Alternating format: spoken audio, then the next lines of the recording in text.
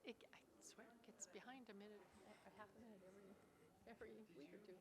How is your head? Rita was there when I had to file my Did you try? injury. Oh no, what happened? I said to her, mine's the job injury.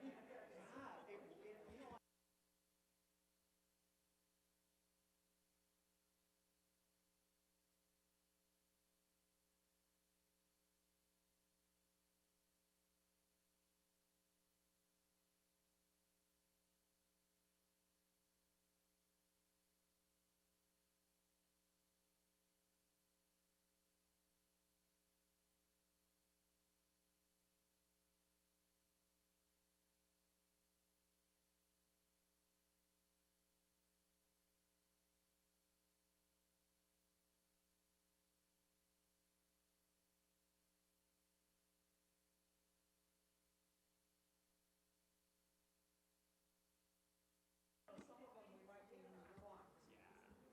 Because that clock up there has been like that forever. That was an old clock.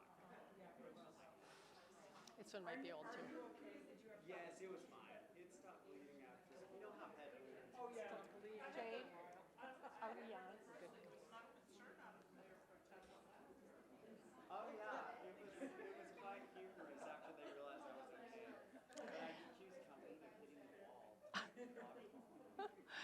Good evening, everyone. Welcome to the City Council study session this Monday, September 23rd, 2019. I just wanted to say that Councilmember Sierra will not be with us this evening. You may know that his father has been in hospice, and it's a very tender time for them right now. So it could be any moment, could be any day. So I assured him that time well spent at the hospital tonight. So thoughts and prayers for him. Also, second thing I wanted to suggest is that we have Director Sobota here who has the split agenda at the beginning and at the end. And so I think it might be wise, Councilmember Wink noted this too, to move the proposed 2020 budget discussion up to after this presentation, if that isn't a problem for anyone here tonight. I think it would be nice for you too, right? Although maybe you want to stay the whole time. I'd be very happy. Okay, that'd be great. So unless there's a major problem for that, we'll do that. So first up then is our August 2019 financial report review. And this is somewhat informational, but for questions too. So Maria Sobota is here and ready to present. Yes, thank you, Mayor and City Council. So I asked Jenny to just join me at the table right now because we will be progressing right into the budget conversation.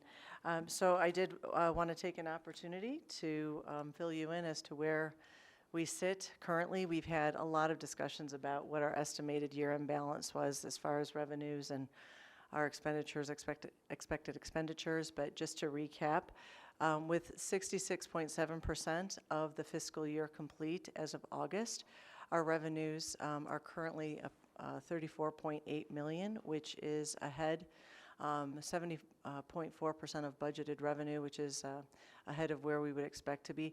One of the reasons, primarily, obviously, we've received all of our property taxes pretty much, so that's driving part of that increase. But I did also mention in the memo that the Englewood McClellan Reservoir Foundation, I've mentioned this the past several months, we've deferred actually transferring the rents as we worked on a road on the property. We expect to resume those in September, and those should catch up. So we fully expect the numbers that we've presented over the past several weeks related to the budget will be met. So no significant risks there. I also mentioned in the memo, regarding the fines and forfeitures revenues being below the budgeted revenue, and currently why that is the case. And I can take questions on that when I complete the review if you'd like. And the other highlight, we don't really typically walk through all of these. We talk about the general fund expenditures, which again, are tracking well against the budget. Again, with 66.7% of the fiscal year complete, expenditures are tracking below. I mentioned in the memo, the city manager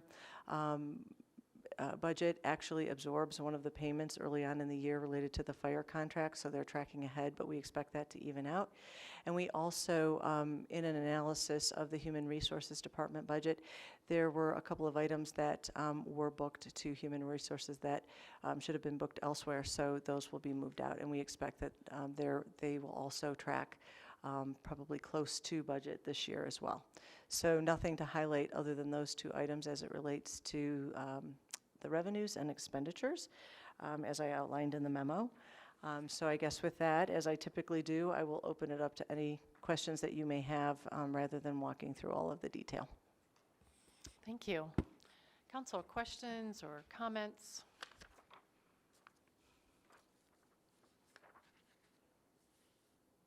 Councilmember Cuesta. Thank you, Director. One of the things I did notice is, and I believe it's on these, well, let me make sure that I'm on the same slide as you are right now. I believe I am not. I'm on the general fund revenues, 4 of 25 in our digital packet. And investment earnings are up quite well over where we were at this time last year. Is there any particular reason behind that? I would have to look at our reports to see if the interest rate is exceeding. I know that we do submit that report, and I'll take a look at it and let you know. I'll definitely comment on that in the next packet if that would be okay. That's perfect. Thank you. Thank Are you, you Mayor. talking about the 295 or Correct. 282%? Yeah. Yes, that is correct. Further questions? So on the next slide after that with the climbing mountain,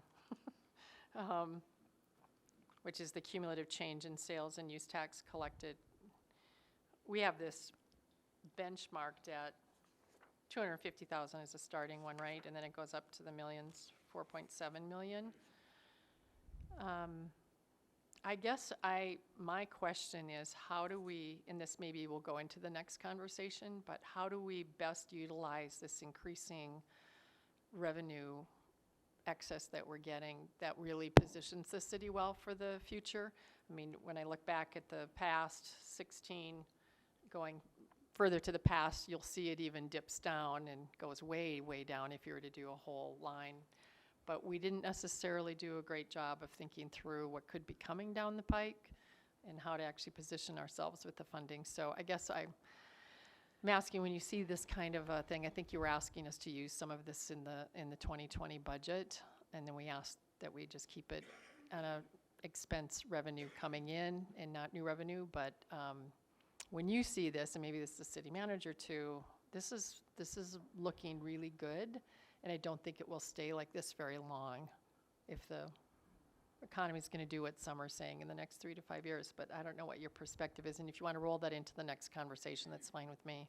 We can certainly evaluate it, and tonight we're talking about the 2020 budget, and it was interesting because Mayor Pro Tem, when I saw you had said, so you have about another month on this budget, and then you're right into the next budget cycle, and that is true. I mean, we'll start to be looking at the revenue forecast for 2021 right after the new year, and I think just given what we're reading in the paper, the oil prices, et cetera, it could generate some constriction in the market. So we should start to look at what this looks like going forward, and that is upcoming. All right, thank you. Any other comments? Mayor Pro Tem Russell. Thank you, Mayor. And actually, I do think that one thing we ought to consider that the Budget Advisory Committee brought forward was addressing deferred capital projects because they become more expensive in the future. And so I think that if we're going to do something with it, that's where we need to address that money on our priorities. That was more a comment than a question. Yeah. Thank you. Great. Seeing no other comments, let's go into the next one because I think this spills into that. So our second agenda item is the proposed 2020 budget discussion. And again, the staff are here to help us follow up to the public hearing, the comments that we had. Good evening, and I've asked Jenny Nolan to participate in this part of the discussion tonight, so that she can answer any questions that I may not be able to. But also, we have invited the directors to join us as well, because there were specific questions that were asked in other sessions, so we felt it would be good if they joined us as well, and we'll invite them to join us if we can't answer the question at the table. I don't have a presentation prepared for tonight, because the primary discussion that I'd like to ask the council to have is related to a follow-on from the public hearing. Staff did their best to take those questions and respond to those within the information that was provided in the council communication. So I would be happy to clarify any additional questions that you have based on those responses, or open it up to any questions that you may have related to any of the material that we've put forth, because we are planning on coming on October 7th with the ordinance for the first reading for the proposed 2020 budget for your review and approval. So with that, I'll open it up for questions. Thank you. Questions, council?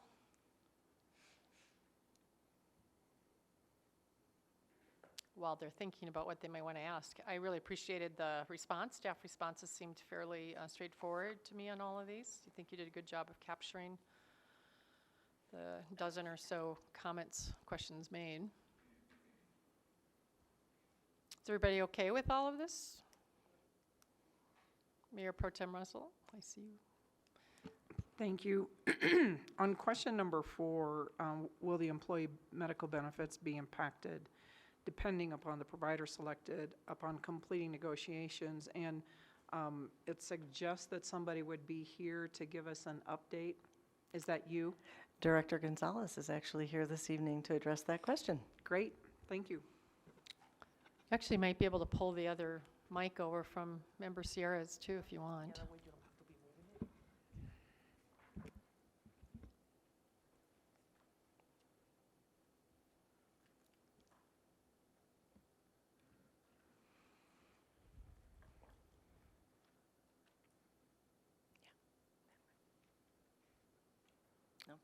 Okay. There you go. So Mayor Pro Tem, can you repeat me your question, please? What is it specifically that you want to know? Oh, your mic needs to go on too, Mayor Pro Tem. I just turned it off so know. she could turn hers on. 6 of us can have it on at once. So. Right, thank you. It's question number 4. Will the employee medical benefits, the deductibles, coverage, et cetera, be impacted depending upon the provider selected upon completing negotiations?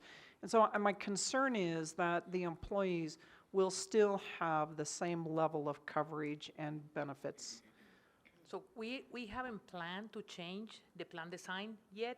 As I always say, that's my last resource. That's the last resource everybody want to take. We have 8 options on the table right now, and none of them contemplate changing the plan.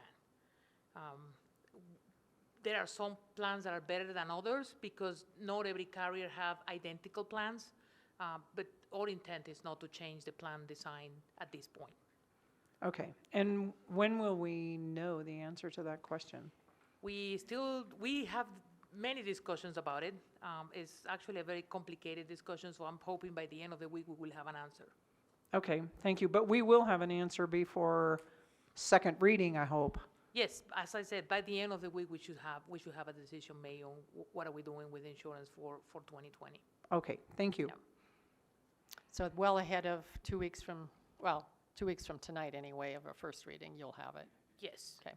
Yeah. Other questions? Any concerns? I wanted to just, Jenny, have we always balanced our budget?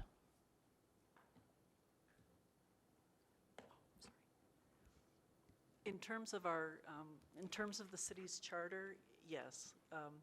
When you look at the beginning fund balance, plus your, revenues or sources of funds, less your expenditures or uses of funds, we typically and have always had a positive fund balance at the end of the year for all of our funds.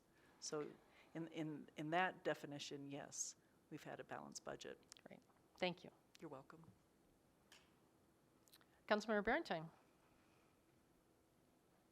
I looked at the formula that was used previously, and it included the reserves as well when previous director was here. So while I believe we were referring to it as structurally balanced, when you use your savings to do that, which is exactly what that formula is on the ordinance, I think there's a little bit of concern that it's not really actually balanced. So you can't have something that's actually reserve and savings and also included in there. So I think that's why the term before was used as structurally balanced, which is not necessarily balanced, but it did fit the legal criteria to go ahead and make us legal for a balanced budget, and I appreciate your explanation, but I think there was some, I think the Inglewood Herald, when it noted the 300,000 or the million, six from the previous year, that they were accurate in what they were reporting, but we were also willing to use reserves to go ahead and balance that out. So can't be both savings and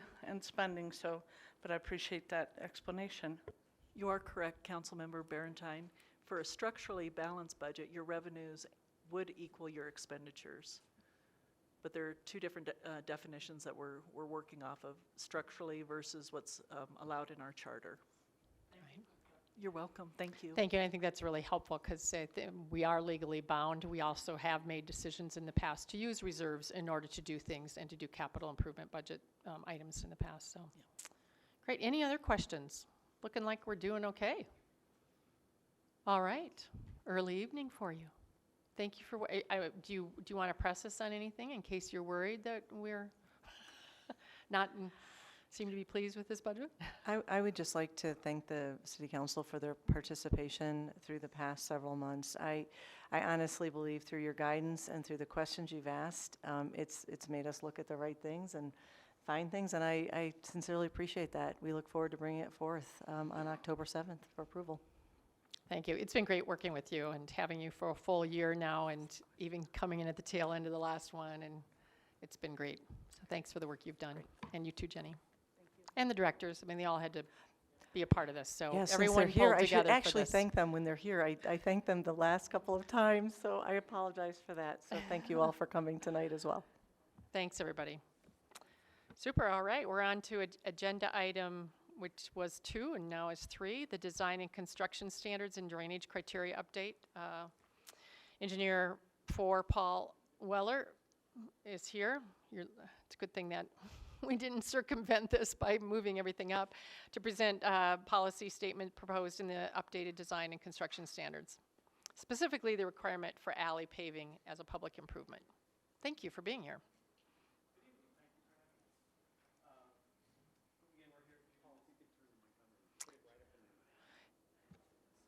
Is that better? Okay. Yeah, I think yeah. I see the green lights. Yeah, there you go. You just have to be in front of it to make it really work. Okay. Here tonight to, I'm going to hit on some of the high points of our development and design standards and construction specifications, and also some updates that we're doing to our drainage criteria. So like I said, I'm going to hit some high points on both of them, and then I'll open it up to you guys to ask questions or for your discussion. So kind of wanted to start off to ask show of hands, who's read the whole book? Who's read the whole book for the design standards? Yeah. Yeah, it's probably not going to be on the bestseller. It is very technical, but it's going to give us a tool that it's going to help us regulate to get the infrastructure that the city of Inglewood deserves. So, the ones we're working with now are kind of outdated. They were last updated in 2011. That was 8 years ago. And they were really narrowly focused to our concrete utility because that's really one of the biggest projects that, we bid out or, we had people do. Development projects, the streets department would go out and make the patches so we didn't have to have standards. The other minimal design standards we had basically were made, when we added comments to our plan reviews. So the new book is divided into 3 sections. We have a development and design guidelines and requirements. That's intended for everybody to look at, to find out, what are the basics that we require and how things should be designed. Then the second division is the permitting process. That describes what permits we issue, what needs to be included on applications, what we look at, and what things will cost. And then the final section is the construction standards and specifications. That's where we talk about what materials are going to be used and the means and methods of how things are going to get constructed. And they're going to be applicable to both private development and to our capital projects, so that we're consistent with everything that's done in the city. The book is kind of a compilation of kind of the best of other municipalities around Inglewood. We looked at City and County of Denver, Arapahoe County, Castle Rock, Commerce City, Colorado Department of Transportation, and the Metropolitan Government Pavement Engineers Council. They've come up with a set of specifications that are a little different for asphalt than CDOT. Some of the CDOT stuff is really geared towards highways, a lot of use like that. So the MACPEG is the abbreviation, is a little scaled back for smaller municipalities rather than large CDOT projects. So what we really want to hear from you is about the public improvements that we would like to start requiring. It was found in section 1.1.4 on policy statements. And in your packet, that's page 34. On the document, that's page 15. And specifically, paragraph D1, bringing all concrete into compliance with current standards. That means replacing sidewalks so that they're a minimum of 4 foot wide, and then replacing curb ramps at intersections when a development is on the corner. Not all of our curb ramps meet standard. They did at one time, but the requirements have evolved over the years. So we want to make sure we're current with those.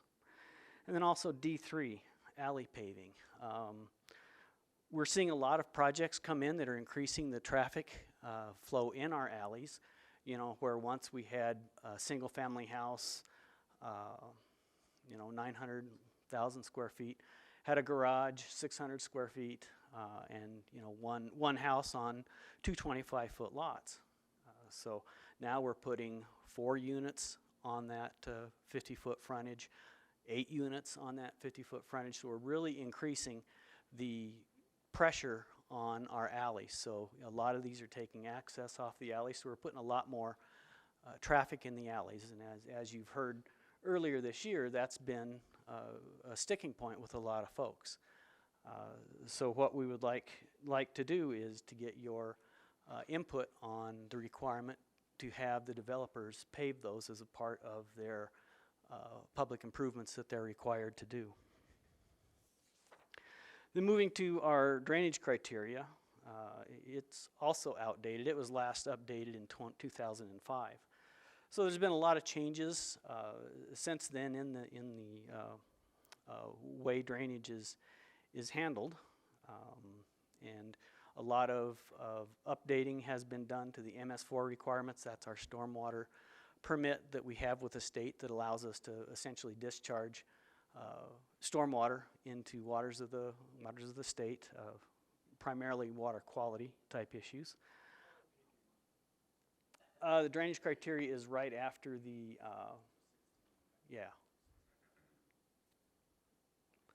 Actually, I'm sorry. The revision to the drainage criteria is kind of in its infancy stage right now. We don't have updates to it. What I'm going over are the few things we've looked at, and we're going to get into a recommendation or request to what we think our thresholds for some things ought to be. So I don't have an actual document for you to look at in this package. You're working from the summary under the drainage criteria of page 4 of the Yes. electronic? Yeah. Right. Okay. I don't know if that helps. It very well could be. Yes. close.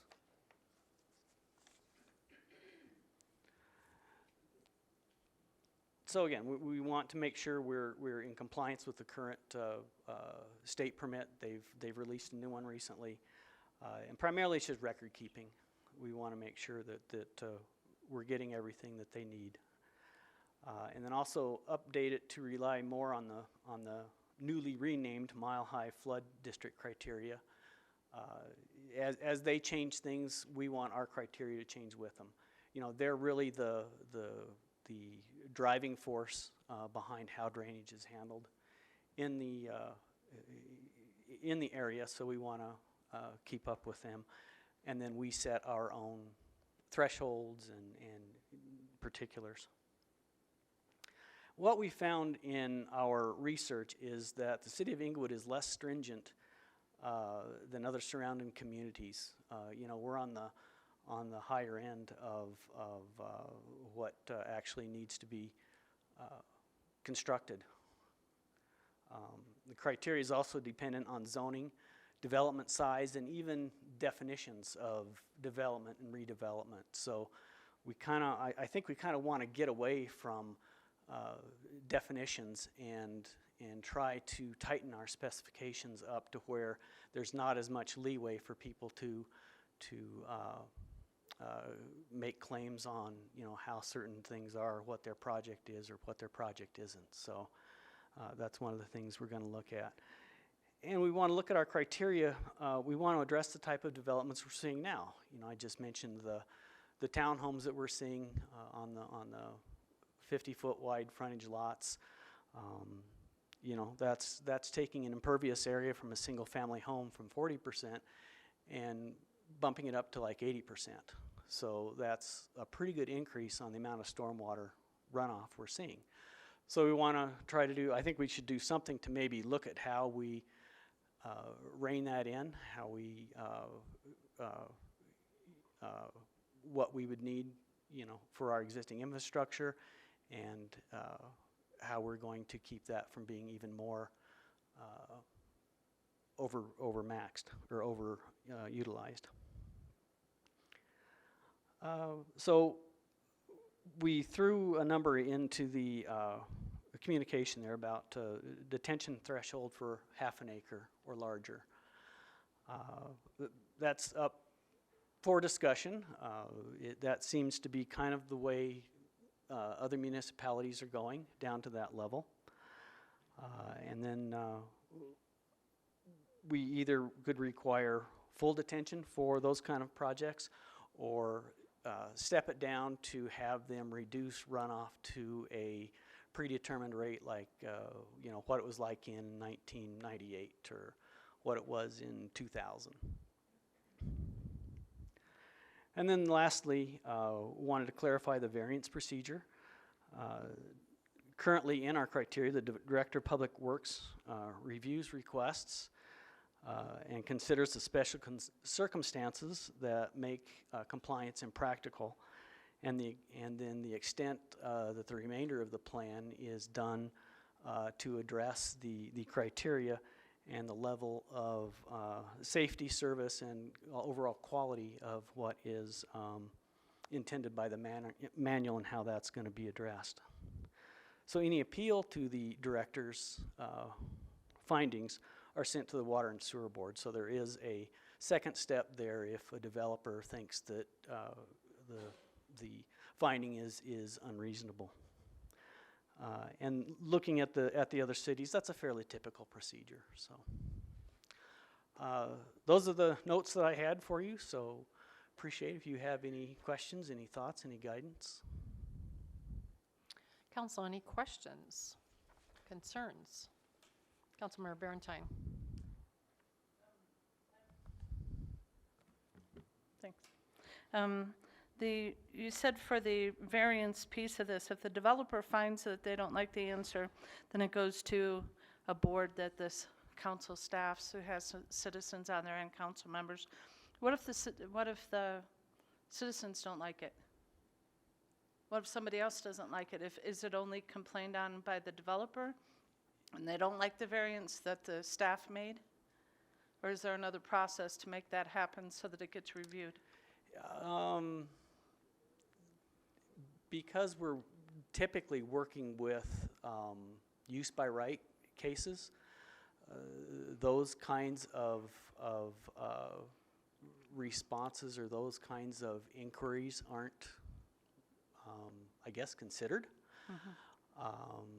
I don't know how you would work that in. I know it's very important that people, feel like they have a voice, and they do in a PUD or, when it's a rezoning, there's a public process. When there's not a public process, it's a little different. Well, we found out with this last PUD for the variance, there was no process. That wasn't part of the PUD, that was already granted to them. Seemed like it was separate from what we were doing in there. So that, when I asked the question, would that variance still hold regardless of whether this PUD went through or not, I was told yes, that the variance was done and it's separate from the PUD. So if there's not a process for the council to be able to ever, or a public process where it ever goes through some vetting and it's being done by a staff, maybe, I guess the only way we'd change that is for council to go ahead and consider changing that variance process so that it would go through some kind of public process or at least notification, because we were never notified, the public wasn't notified, council wasn't notified, it just went through.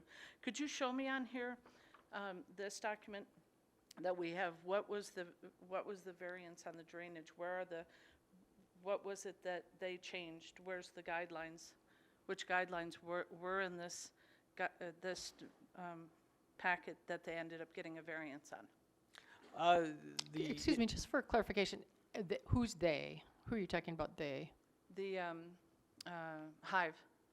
So Okay. that I could get like an example of what the drainage, because I'm a little confused that we dealt with the school and had a meeting with them and said there's new drainage, and then there's this drainage variance, and I thought that there was drainage criteria that was updated. We were told for like the school. So when the school did their project, we go, oh, there's new drainage stuff involved and we want them to come up to compliance. There was going to be $100,000 that they may need to spend to come up to our new criteria.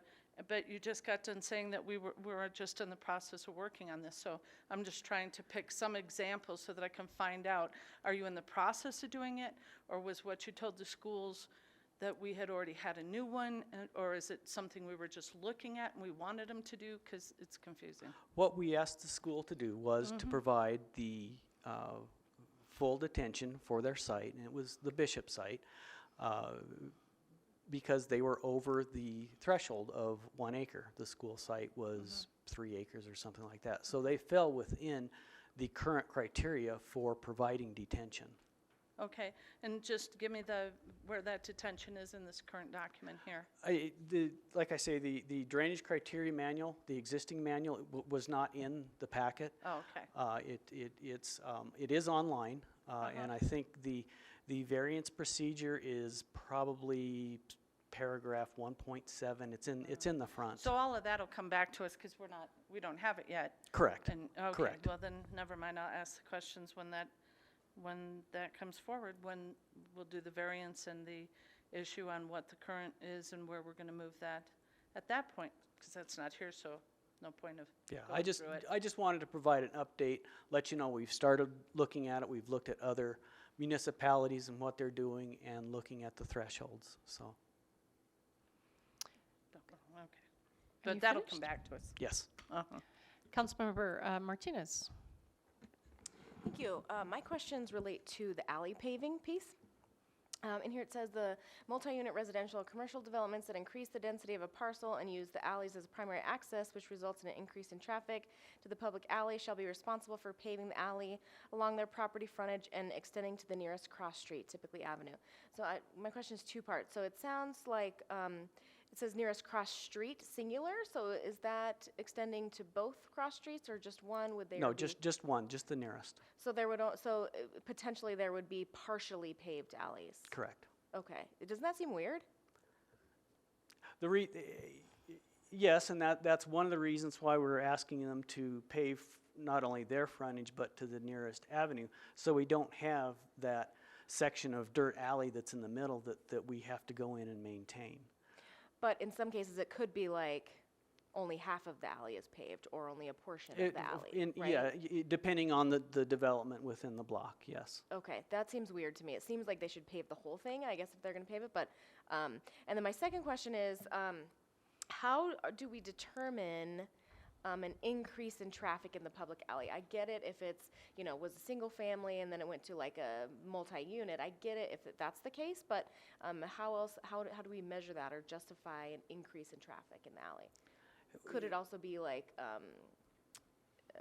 just alley, entrance to your home? Is it, It's a little empirical in that, before there was one house on there, one garage, one family, and now we have 8 units. So now sure. that's And then in that 8 case, it would be obvious, Right, right? right. But I'm sure there's probably in-between scenarios, so I'm just wondering how A duplex is a good example. What exactly do we want to have a requirement for a duplex? Would it be fair to have the duplex just pave their frontage and then leave the rest of the alley dirt? Do we make them the higher standard? We're talking about only 1 or 2 units instead of 4 or 8 or something. So, that's kind of where we'd like to have your input as to what threshold that is. Okay. That helps. I think Director DeAndre is here and might be responding to the first question you asked about half of an alley or full alley. Yes, please, thank you. Yeah, just to expand on what Paul said, so there has to be what's called a rational nexus. So we can't ask a developer to repave the street because it has to be it has to correlate with the amount of impact essentially that property is having on the surrounding area. So we can certainly, ask them to upgrade a pedestrian ramp because that's a federal requirement if it's adjacent to their site. We can't ask them to do that 3 blocks away because it really Sure. isn't part of that. So that's where we get, while we might be able to ask them to, or we could write standards that say you have to pave the whole alley, I think it would be challengeable, if that's a word, by a developer to say, hey, that's way more than I'm causing in terms of impact. So we've kind of settled at this, let's say if you're 3 houses in or 3 lots in, that's a reasonable request to make that, just due to the closest street. And do we have any examples of alleys that are in that kind of scenario now that are like partially paved? I imagine that would probably produce some challenges in terms of maintenance and care and stuff, I would assume. Yeah. The 3500 block on South Corona, the alley east of there is a good example. Metropolitan Homes built the apartment complex on the corner of Girard and Corona. They paved the alley along their frontage. And then the other example is at the other end of the alley, the townhomes there on East Hamden paved their portion. Have we seen with those 2 examples any impacts in terms of like drainage to the folks that don't have their alleys paved? Because, the water obviously has to run down. or into dirt? They're at the end of the alley, so you're not going to see that impact. Where you're going to see the impact is, if a developer that's further in paves. And then what we want to try to do is make sure that that alley is constructed with the capacity to carry the runoff that it needs to. So then when we kind of start looking at the drainage standards too, and if that alley doesn't have capacity, then maybe we start asking the developers to reduce their runoff. Okay, thank you. Mayor Pro Tem Russell? Thank you. So in the example you just used on Corona, that alley, so it is paved at one end and the other end. How do we maintain the alley in between? Since they are separated a little bit, it's our crews can still get in there and maintain them. I haven't heard anything from the streets division about having an issue with it. So then we have developers pave their portion of the alley. Who's going to maintain those when they start becoming in disrepair? That would be the city, but we've we've selected our standard for alley paving. I think is a section that's sustainable and hopefully isn't going to have, a lot of maintenance. It's, I don't think that is wise, and I'll tell you why. Because we've talked about requiring trash pickup in the alley. If we have heavy trucks going up and down the alley, it is much less expensive to grade an alley and to put road base in the alley than it is to maintain pavement. And I don't know, because I haven't been there for a long time. When the apartment buildings across the street from the fire station on Eladi were built brand new, that's been about 50 years ago. I think they may have concrete alleys. So in the past, when we put concrete has a much longer life than asphalt. And so I would have a problem with allowing that to happen, to pave.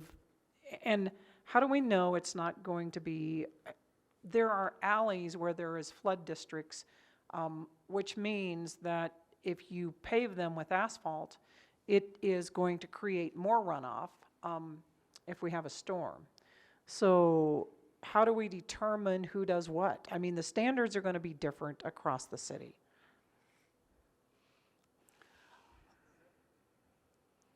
There's probably, to the maintenance point, there's probably a payoff in terms of, we're not going to have to do any maintenance on a concrete alley for 20 years. What would we put into grading that alley twice a year for 20 years? So we would need to look at that cost to really honestly say, how does that compare? The convenience factor for residents, what it does to their property values. I think a concrete alley would be a lot nicer amenity than a gravel alley that develops potholes and generally would increase the appeal of the alley. And then to the question of the drainage, again, we want to look at what the developments are adding to the runoff and work that into the drainage criteria that, look, you've got to reduce the amount of your drainage so that we're not making things worse than it already is. Okay, thank you. Then I have a couple of other questions. What really, how long have you been working on this document? When I started 5 years ago, it was one of the things that Public Works was working on. And Director Andrea really kind of said this year, let's get this done.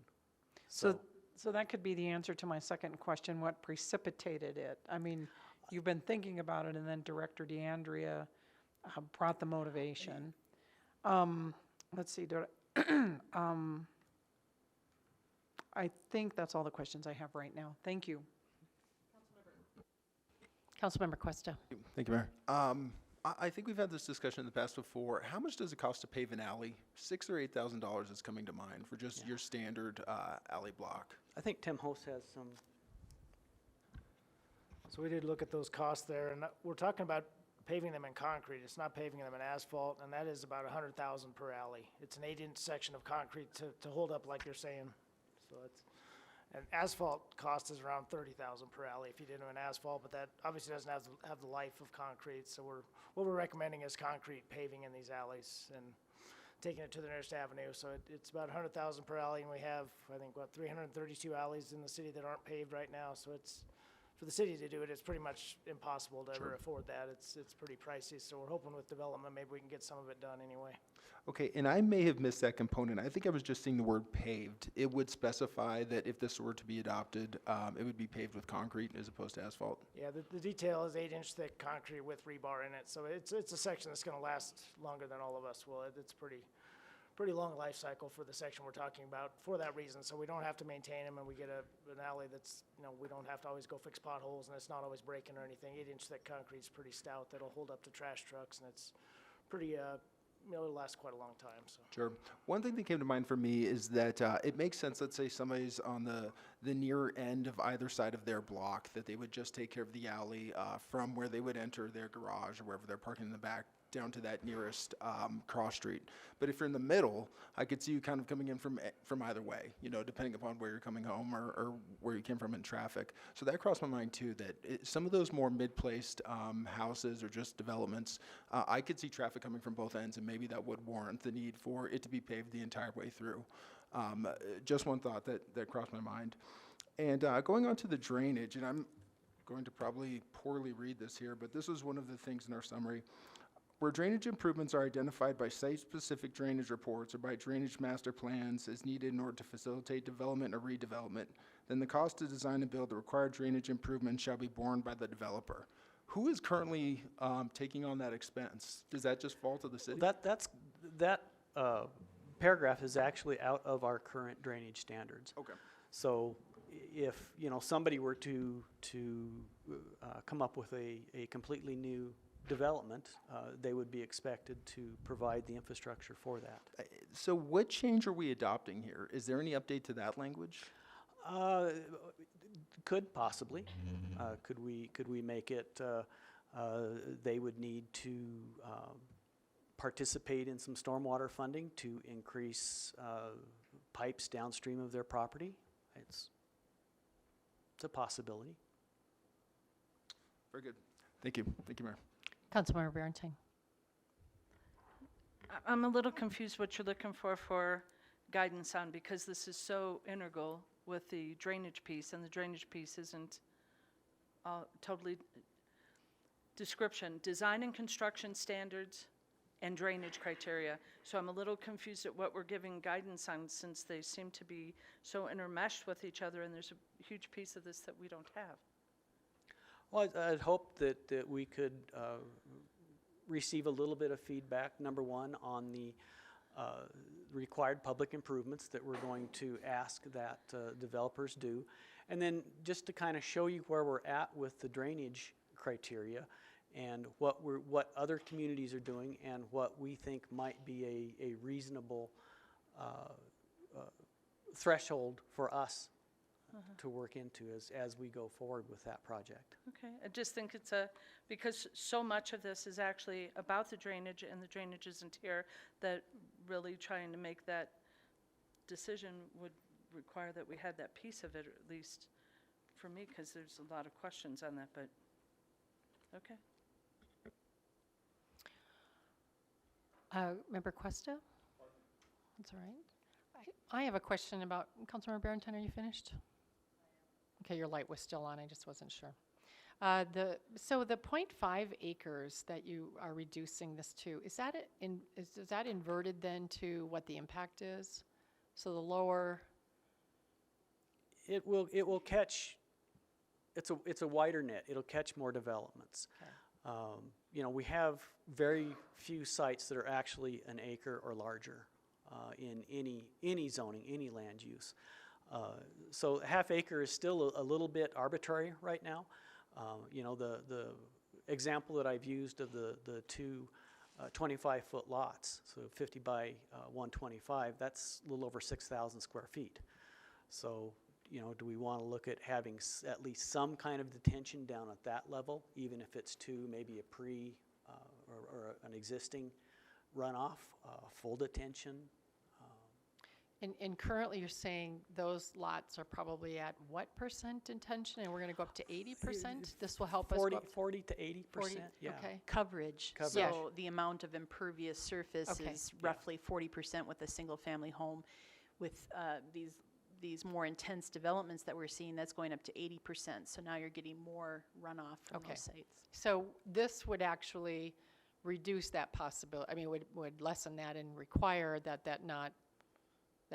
be limited. to It'd not go make up the to- parcel smaller of where we would start to look at requiring detention, Okay, down to half an acre. down to half, okay.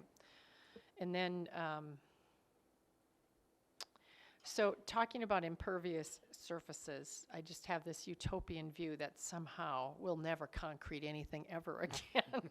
And we will have this magical substance that, but what are the state what is the state of this kind of material that could be used alternatively to concrete that would not create these thoroughfares of, like water gushing all through alleys? I think as Paul mentioned, in certain areas, concrete would be fine. We are still investigating the permeable surfaces for the flood-prone areas. And I think if we had development in those areas, we'd look closely at what are the materials using, and to, as Paul mentioned, can the adjacent area accommodate that increased runoff that would be caused by a concrete alley? Okay. Even Well, if a portion of it. Even a portion. So I have a couple concerns. One with that, I'm really glad to hear that you're thinking that through. I would really love for us to push towards more 21st century kind of materials to right the wrongs of both ends of not having any alleys that are paved or anything and just washing through as well as the other side of concrete where we're developing these almost like waterways. And that if we're going to invest, let's try and figure out what is the best and highest way to do this. And if that is totally skyrocketing us out of the budget area, which I don't believe it does, but I know there's a life cycle of those as well. You have to factor into this how much maintenance does it take over time.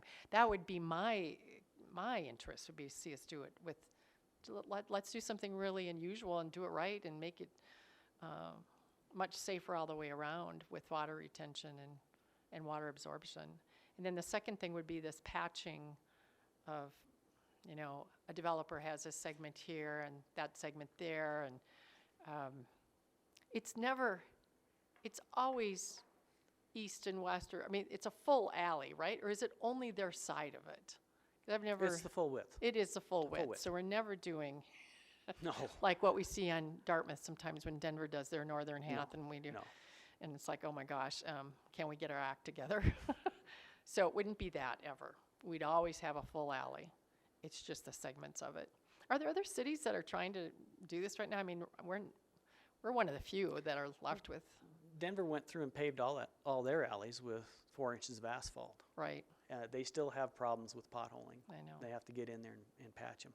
I think Littleton has done the same with asphalt. But are there any other contemporary cities to us that have gravel alleys that are trying to deal with this right now that are in the metro area and that we could be learning from? Are they trying some new materials?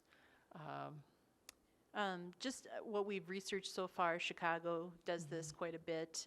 Minneapolis has done some of this, and I believe it was Greeley's done some of this too. And so we've trying to focus on those other, where they're doing this successfully to see what kind of cross section. So I think hearing that feedback, we're going to go back and see if, maybe we give people options or require in certain areas that permeable pavement. We are trying to develop a design that works based on feedback from other agencies. Yeah. Like I could imagine if a segment is, $30,000 of concrete for some developer and it costs about that to do the entire alley in a different kind of material, then say you can have your choice. You can either do this, you can do the whole alley and do that. I don't know if that's even possible, but maybe that's not justifiable in a court of law either. I don't know. Mayor Pro Tem. Thank you. So my question is, why are we allowing 80% coverage on a 50 by 100-foot lot? The single family home standards are so much different. That is way overbuilding. And that's what a lot of people have been asking me in the past couple years to look at these houses that are on the lots. And in the code, it says 60% lot coverage. And that's what they've been told by city staff. And when in reality, now you're saying 80% coverage. And I know that's true. The fourplex down on Cherokee and Dartmouth, that is huge lot coverage. And when you would never have allowed that in a flood zone. Over in northeast Inglewood, this gentleman, somebody put up a retaining wall, and the city is going after him, but he didn't create the problem. They built a huge house next door, and that changed the whole demographic. How did the city do this? I mean, where is it in writing that we can allow 80% lot coverage? It's basically within the existing zoning criteria. You know, the multifamily that we're seeing are over by the hospital, which is a different zone district, and it's allowed in that zone district. So it's allowed in the zoning, not in the comp plan? Or is it in the comp plan that allows it? It's in the zoning. Okay, thank you. And the hospital area that you're talking about is M1, MU1? MURB3, isn't it? 3, is it? Yeah, there's pockets over there that Yeah. allow that type of development Yeah. over there. But not a R1A, R1B? Yeah, you're seeing the duplexes in some of those other areas. That they're not quite as dense, but there's still a lot of rooftop, a lot of pavement. Well, and I think that's what the problem is. And the reason that people are complaining is because these duplexes are way overbuilt and out of the character of the neighborhoods. So, all right, thank you. Councilmember Cuesta. Thank you, Mayor.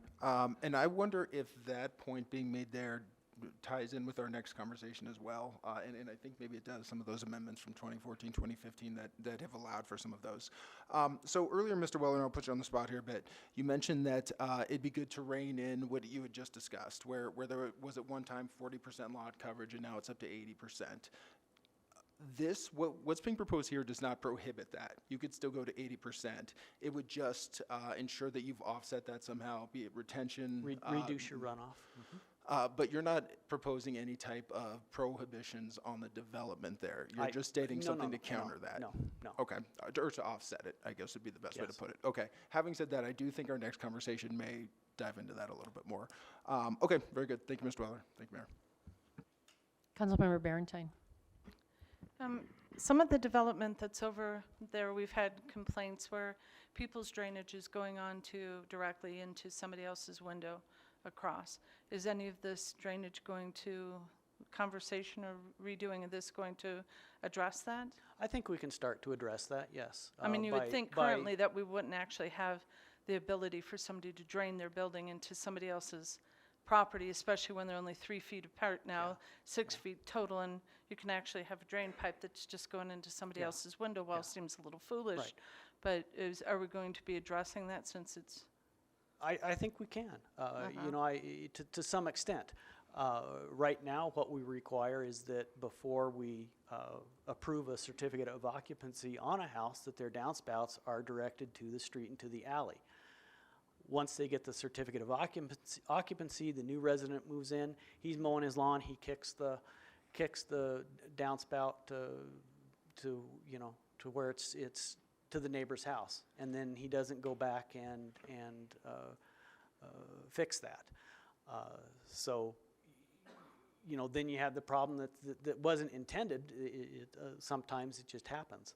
So, and then there's nothing in the code that currently allows us to go back to that resident and say, hey, you need to fix this. Mm-hmm. So if we do some kind of site planning for these places to build in a swale, build in a French drain that can't be easily changed, we'll have maybe a little more impact and a little less problems with changes like that happening after the CO.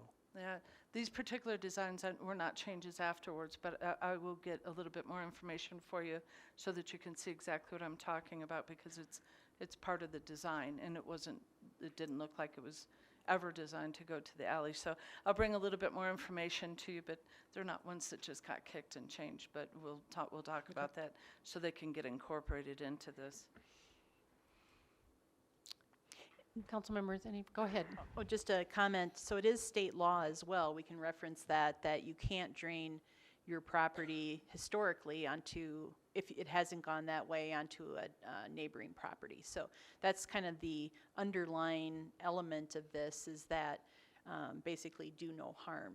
And so I think that's a great suggestion, and we can look at, okay, how do we ensure that through the building permit process that there is provisions made to get the drainage away from the neighboring properties.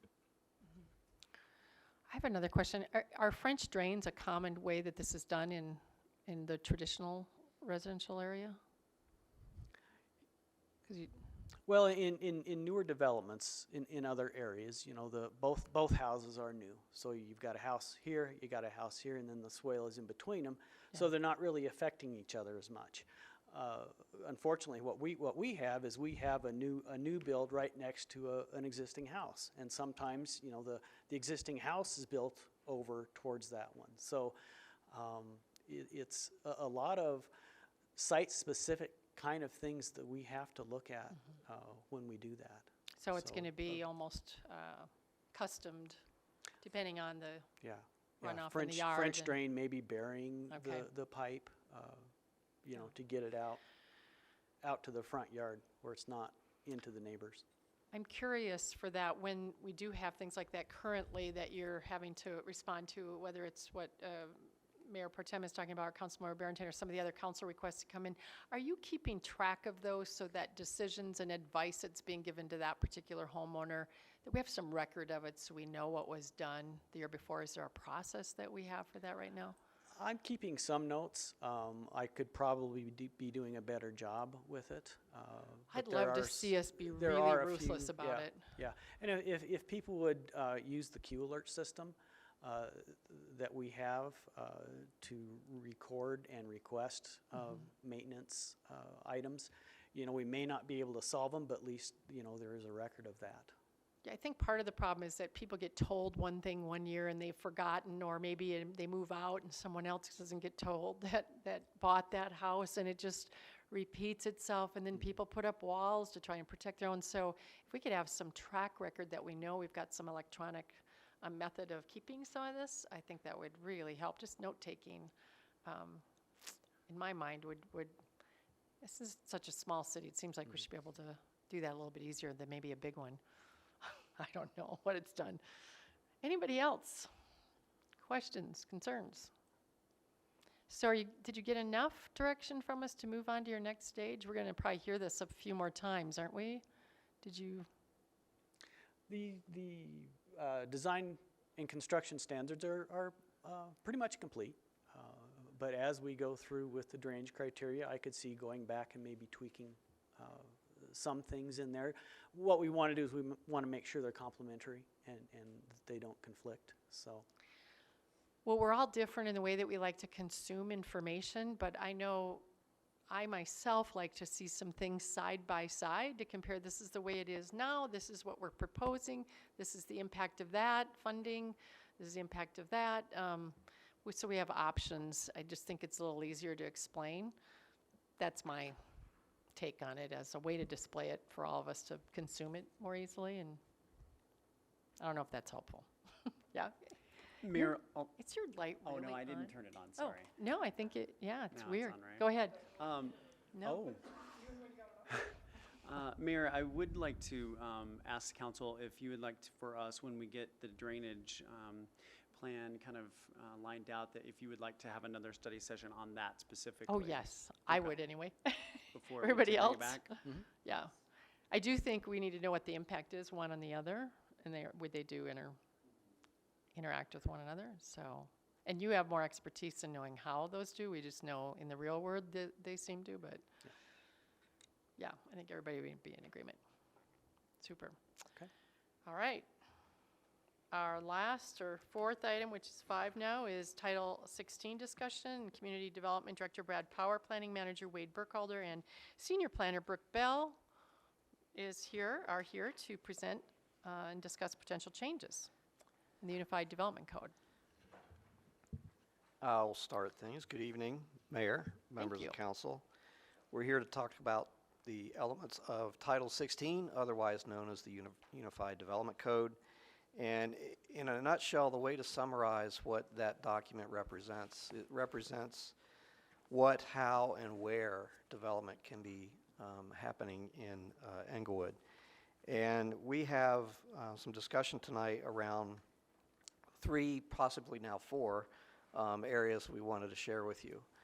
Brook will lead off because there was a specific request for some follow-up information on how the bulk plane regulations were developed and how they've been applied over the years. So Brook will open the conversation around that topic. And I think these gentlemen can also expand on the discussion that was just had around lot coverage requirements in some of the various zone districts. They can touch on that as we're here. So we'll add that with your approval. Wade will then talk about where we are relative to updating Title 16 currently. So the staff and the Planning and Zoning Commission are jointly working through a process to update some of the key elements of Title 16, probably the most visible one of which is the update to the plan unit development requirements. And as I said, the Planning and Zoning Commission is looking at that now. Once they complete their work in the next several months, you'll be able to see that as well and consider those revisions to that portion of the code. And before we turn it back over to you for discussion, I will end with where we see some of the work relative to the larger discussion around Title 16 in total could go over the course of the next couple years or so. So with that, I will introduce Brook Bell, who is our senior planner, who will talk about bulk planes. Excellent. The only request I have is that you pull your mic up really nice and close. Okay. Because remember, Sierra really wants to be able to hear this well when it's recorded, and other people do too. But I know this was something that he really pushed for to have on our agenda, and unfortunately can't be here. But okay, well, thank you. Again, my name is Brook Bell, and what I wanted to start out with is just to give you kind of an overview of what the bulk plane is, and then a little bit of history on the bulk plane. So, as Brad mentioned, Title 16, its most recent large revamp or really total overhaul was in 2004. And so prior to the UDC being adopted in 2004, there were no bulk plane regulations whatsoever. Building mass was really regulated by height, by building setback, and by lot coverage.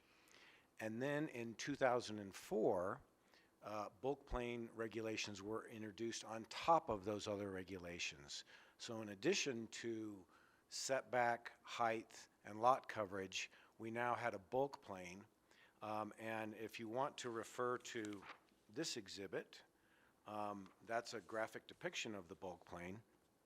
And so in 2004, basically, what the bulk plane is it's kind of a imaginary line or really an imaginary plane that starts at the property lines and goes up, and in 2004 it went up and it was measured from the midpoint of the two side property lines, and it went up 12 feet and then in at a 45-degree angle to the maximum allowable height.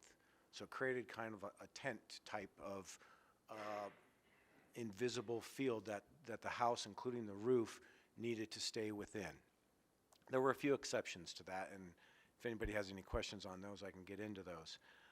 But so that is really what the bulk plane is. And really, before I go, it's really confusing to a lot of people. And so before I go on any longer, are there any questions about the bulk plane, the concept of a bulk plane, or where it is or where it's measured from? Because I'd be happy to answer that first, and then we can continue with what occurred after that. Member Cuesta. Thank you. I do understand that bulk plane element. There were 4 elements you gave total, though. Setback, height, bulk plane. Is it width? Is that the one? Lot coverage. Lot coverage. Thank you. Lot coverage. Great. Okay, so there's Mayor Pro Tem has a Oh, question. yes. So what is the maximum height? It changes, I mean, the bulk plane was changed from the point 12 feet in 2004 to 15 feet, No, actually to 17 feet. to 17 feet? Right, and this attachment number 1 depicts the bulk plane as it was in 2004. Okay, And it also depicts a 32-foot maximum height, which is still in existence depending on your zone district and what type of structure you're building. so 32 feet means that the bulk plane, wherever it crosses, the 32 feet is where, that's That's as high as it can go. Correct. So in essence, the bulk plane, just like the graphic shows, goes up in at a 45, and then it gets kind of chopped off at the top at 32 feet. And are you sure that all of those places are only 32 feet high? I've seen some properties that look much higher than 32 feet. Yeah, they are 32 feet. That has to be on the drawings we inspect. It has to be 32 feet. Now there are, the bulk plane doesn't apply in every single zone district, okay? The bulk plane in 2004 applied to all developments of 4 units or less in the R1s, the R2s, and the R3 zone districts in 2004 for developments of 4 units or less. It did not and still does not apply to the larger developments. If you can imagine a traditional apartment building, they typically have flat roofs, and they don't come in, they often go straight up. But that's why the bulk plane regulations were adopted, so that in more traditional developments of 4 units or less, you'd have an additional regulatory structure to bring that in. Okay, thank you. Okay. Go ahead.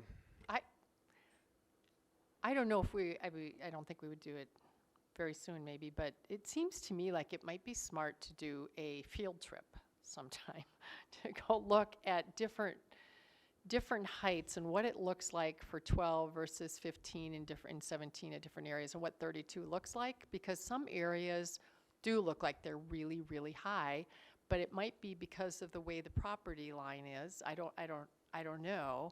And I mean, that might be sort of, maybe that would be disruptive to neighborhoods to have the council come around and look at things, or maybe, but it does seem like it would help understand why one property doesn't look quite like another one. I don't know. Sure. But just something to put in our back of our minds. Okay. Yeah.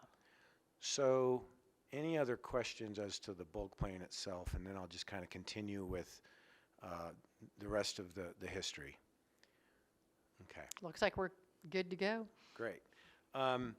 So we were obviously in the recession pretty heavily from 2007 to really about 2012-13.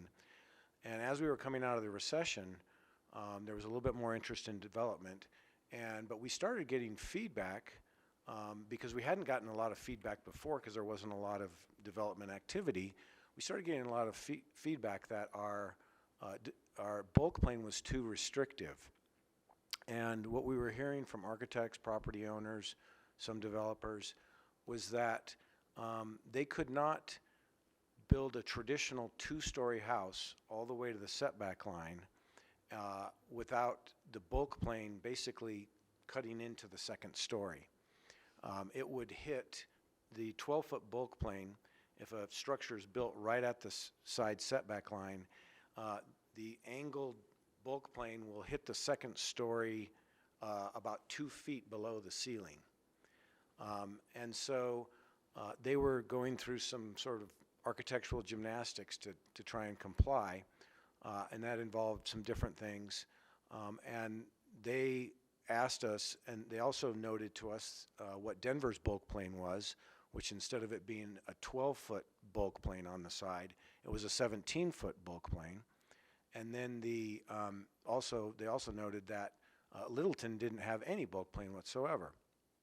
So we took that feedback and we began some discussions with the Planning and Zoning Commission and proposed raising the bulk plane from 12 feet to 17 feet. And in all those same zone districts, with the exception of we left the bulk plane the same in the R1A and the R1B zone districts. And the reason we left that is those tend to be larger lot sizes, they tend to have larger setbacks, and that more restrictive bulk plane doesn't have as negative an impact on those properties. So in 2014, ultimately in October of 2014, we had a public hearing with the Planning and Zoning Commission with the new bulk plane regulations. They passed it, and then we brought it to council in January of 2015, and City Council adopted it in, I think, February 2nd of 2015. There were a couple of other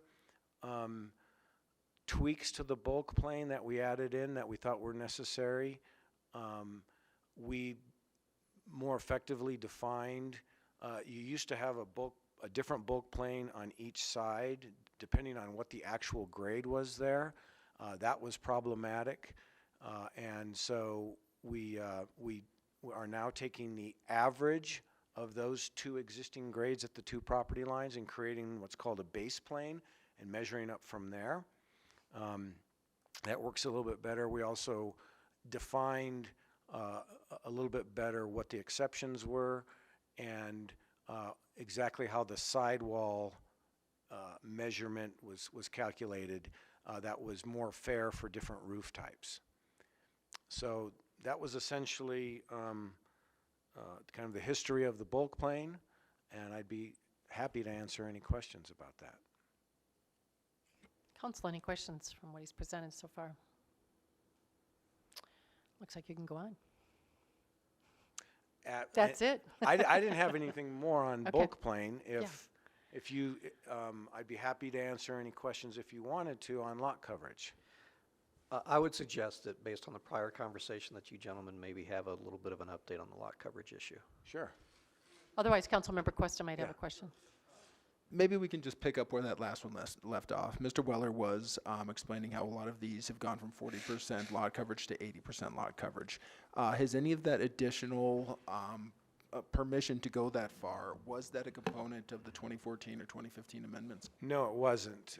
And I can also clarify a little bit of some of the lot coverage discussion that went on, if you'd like. Okay. I'm going to have to use my book here, but and I'm going to start out with talking in some generalities because there's lots of different types of structures and lots of different zone districts. But by and large, a one-unit dwelling, single-family home, the maximum lot coverage is 40%. Okay. May I follow up right there? When you say the maximum, that isn't written that that's the allowed maximum. That's just typically where general design tends to take it to is 40%. That is a regulation. Okay, that is what you're allowed. Right. Is that 40%? Okay, thank you. Now, exactly, it's 40%. And I want to get into some exceptions too, but I'll continue on with kind of duplexes and triplexes. So single-family homes, maximum lot coverage is 40% of the lot area. Then when you move up to some of the R2 and R3 districts, for the most part, say duplexes and triplexes, in some of the R2s it's still 40% for those duplexes, but then in the other R2s and R3s, it jumps up to 60% lot coverage, okay, from 40 to 60. And then in the MUR3B and MUR3C, it jumps up to 75% lot coverage, okay? Now, there are some exceptions to lot coverage, and that is likely why some of the numbers Public Works is using is higher because, and I'll name some of these exceptions.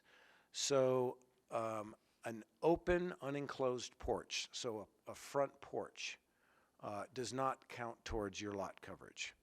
However, that covered front porch is going to have a roof. So from Public Works' perspective, it's impervious area, okay? The, some other exceptions are, say, a rear patio or deck that's uncovered, but it could even be concrete. That does not count towards your lot coverage. And then driveways or portions of driveways that are less than 12 feet wide also do not count towards your lot coverage. So if you have a driveway that's 12 feet wide, it does not count against your lot coverage. Anything over that does. So we're trying to discourage really wide driveways.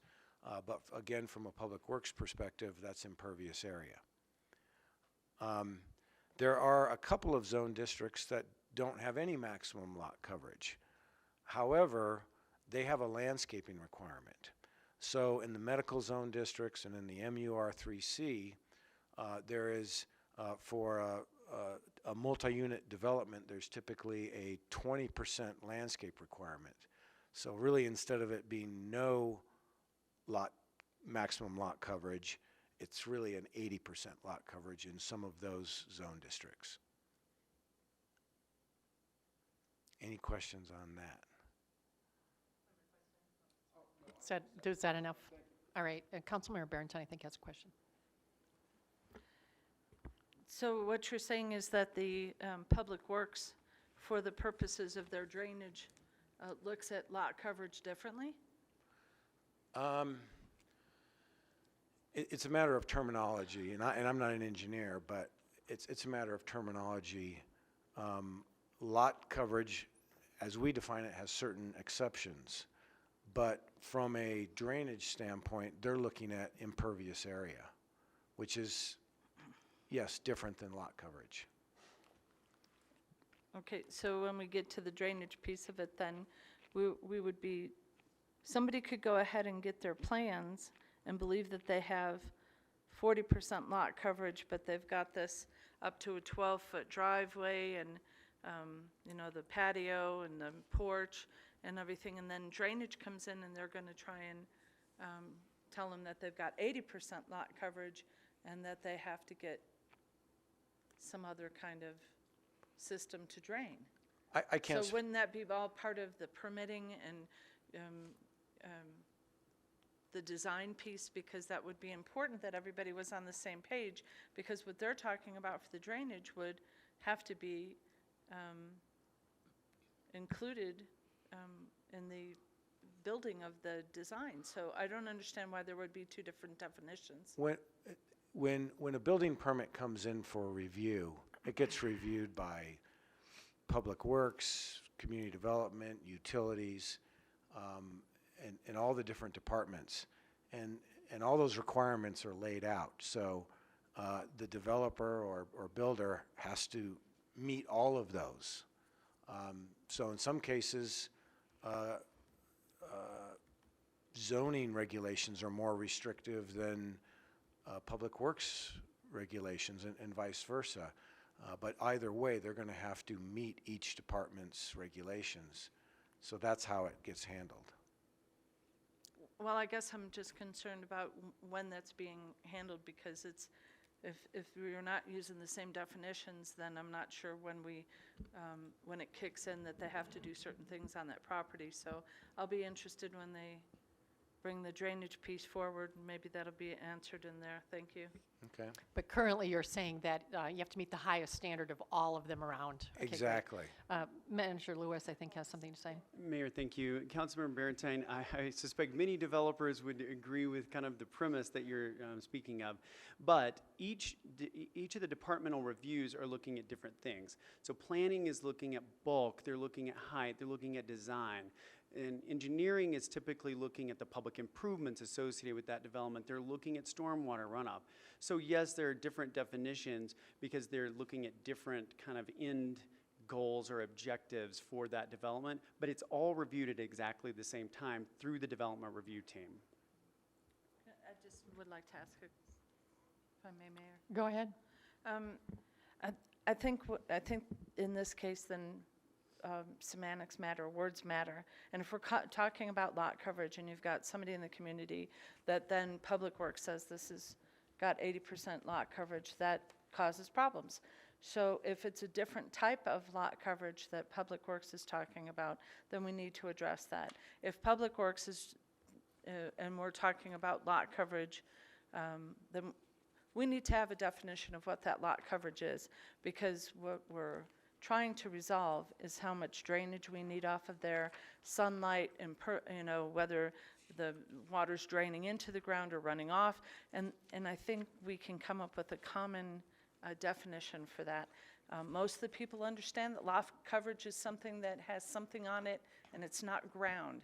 So I believe that we were kind of on the same page with the drainage piece of it, because it's something that, you know, we have to mitigate because it's not going into the ground, it's not staying on that property.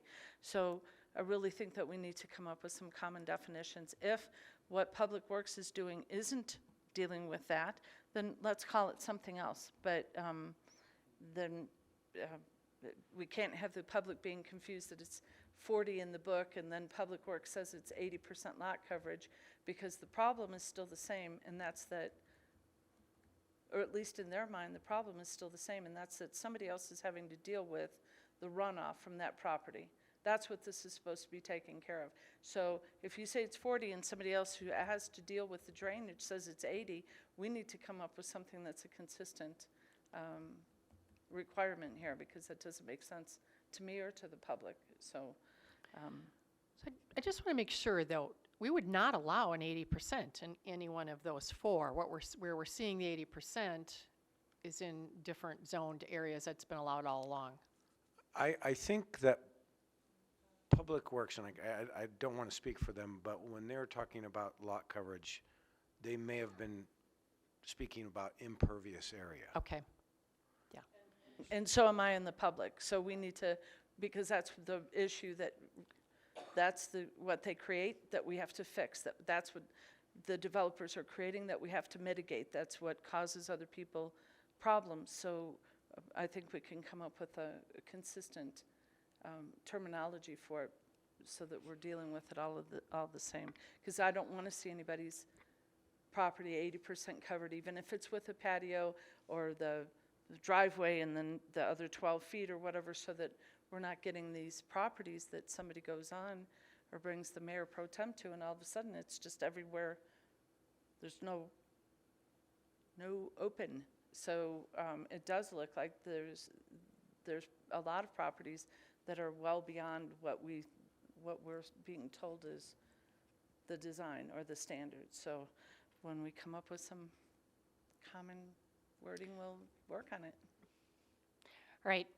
Sounds like some explanation of what the two are and how they interact needs to be clearer. Do you want to go on to the next then, or are you finished with your? Unless anybody else has questions for bulk plane or lot coverage, I think my portion is Member Cuesta might have one. complete. I would. And, you know, I would agree with that sentiment in that it seems that, you know, just prior to you, gentlemen, I appreciate the explanation. This has been insightful for me as well, that we've got Public Works saying we've got to rein this in. And I feel like telling us there's a problem with this 80% coverage, and we've either got to find a way to offset it through some of the things they proposed here with putting those improvements on the developer, and I understand the explanation where if it's the driveway that's up to 12 feet, if it's the patio that's uncovered, the front porch, whatever the case may be, that isn't currently, it seems to be counting against that lot coverage. That disconnect I think we need to resolve somehow, because I do think that also ties in with some of our draining problem, and I think it confuses the citizens as well, that they do generally think that 40% is just that, 40%, and then you might show up at a lot and it looks far greater than that. And so I think that collectively that's something that we probably need to get on the same page about. When it comes to the bulk plan, so I was going through the notes, and Mr. Bell, it is, you know, really close to what you just explained, but going back to the 2014, the presentation that was given to that group, and here's the wording there. Over the last few years, feedback from architects, builders, and developers has been the bulk plan is too restrictive to permit reasonable redevelopment within standard construction techniques. So again, that was architects, builders, and developers found it too restrictive. It wasn't citizens, it wasn't neighbors. I don't even see property owners there, truth be told, outside of developers. And so I think this was more driven by folks outside of the city. And I appreciate that there was an effort for reinvestment. And I know that we were coming out of somewhat hard times. I think by 14 and 15, personally, that we were well out of the recession. I even think that people's heart were in the right place when these amendments were made. I think there have been unintended consequences that people are really realizing now, and that there's things we might be able to turn back. I personally would still think that we should consider reversing these 2014 and 2015 amendments. I don't think we're going to get that much resistance from folks within the city. One more thing that I will add on top of this, and it's something that I feel like I've been consistent about. I live in R1A, and you mentioned that those are the bigger lots. They were accepted again. I feel like it's always R1C that they get the ADUs. They get, it sounds like short-term rentals are proposed for everybody, but it seems like R1C always kind of get the short end of the stick when it comes to these development things, and I think that that's one more place where we pick winners and losers sometimes. And so, again, this predates my time on council, but I personally would, I'd like to move the discussion, if there's the will to do so, to potentially consider going back to the code prior to these 2014 and 2015 amendments. Thank you. Mayor Pro Tem Russell. Thank you, and I appreciate Councilmember Cuesta's point of view. That was one of the things that I asked for in the study session, because I too would like to go back and reverse the bulk plane. I think what has happened, and I know that I believe the council at the time, it predated my time on council, probably had the best of intentions, but now, several years later, we see the results of building all of those buildings. And so, and I understand why property owners are very concerned about what is happening to their neighborhoods. And so I too would like to revisit this discussion to reverse the bulk plane to what it was before. Thank you. I was on council at the time. I remember you all presenting it, and it was an interesting time. There were citizens asking for this because they were trying to upgrade their homes, and they had no room to move. So to scrape a home and try and put up something new, in some homes absolutely probably need to be demolished to the ground. And that's what some homeowners wanted to do.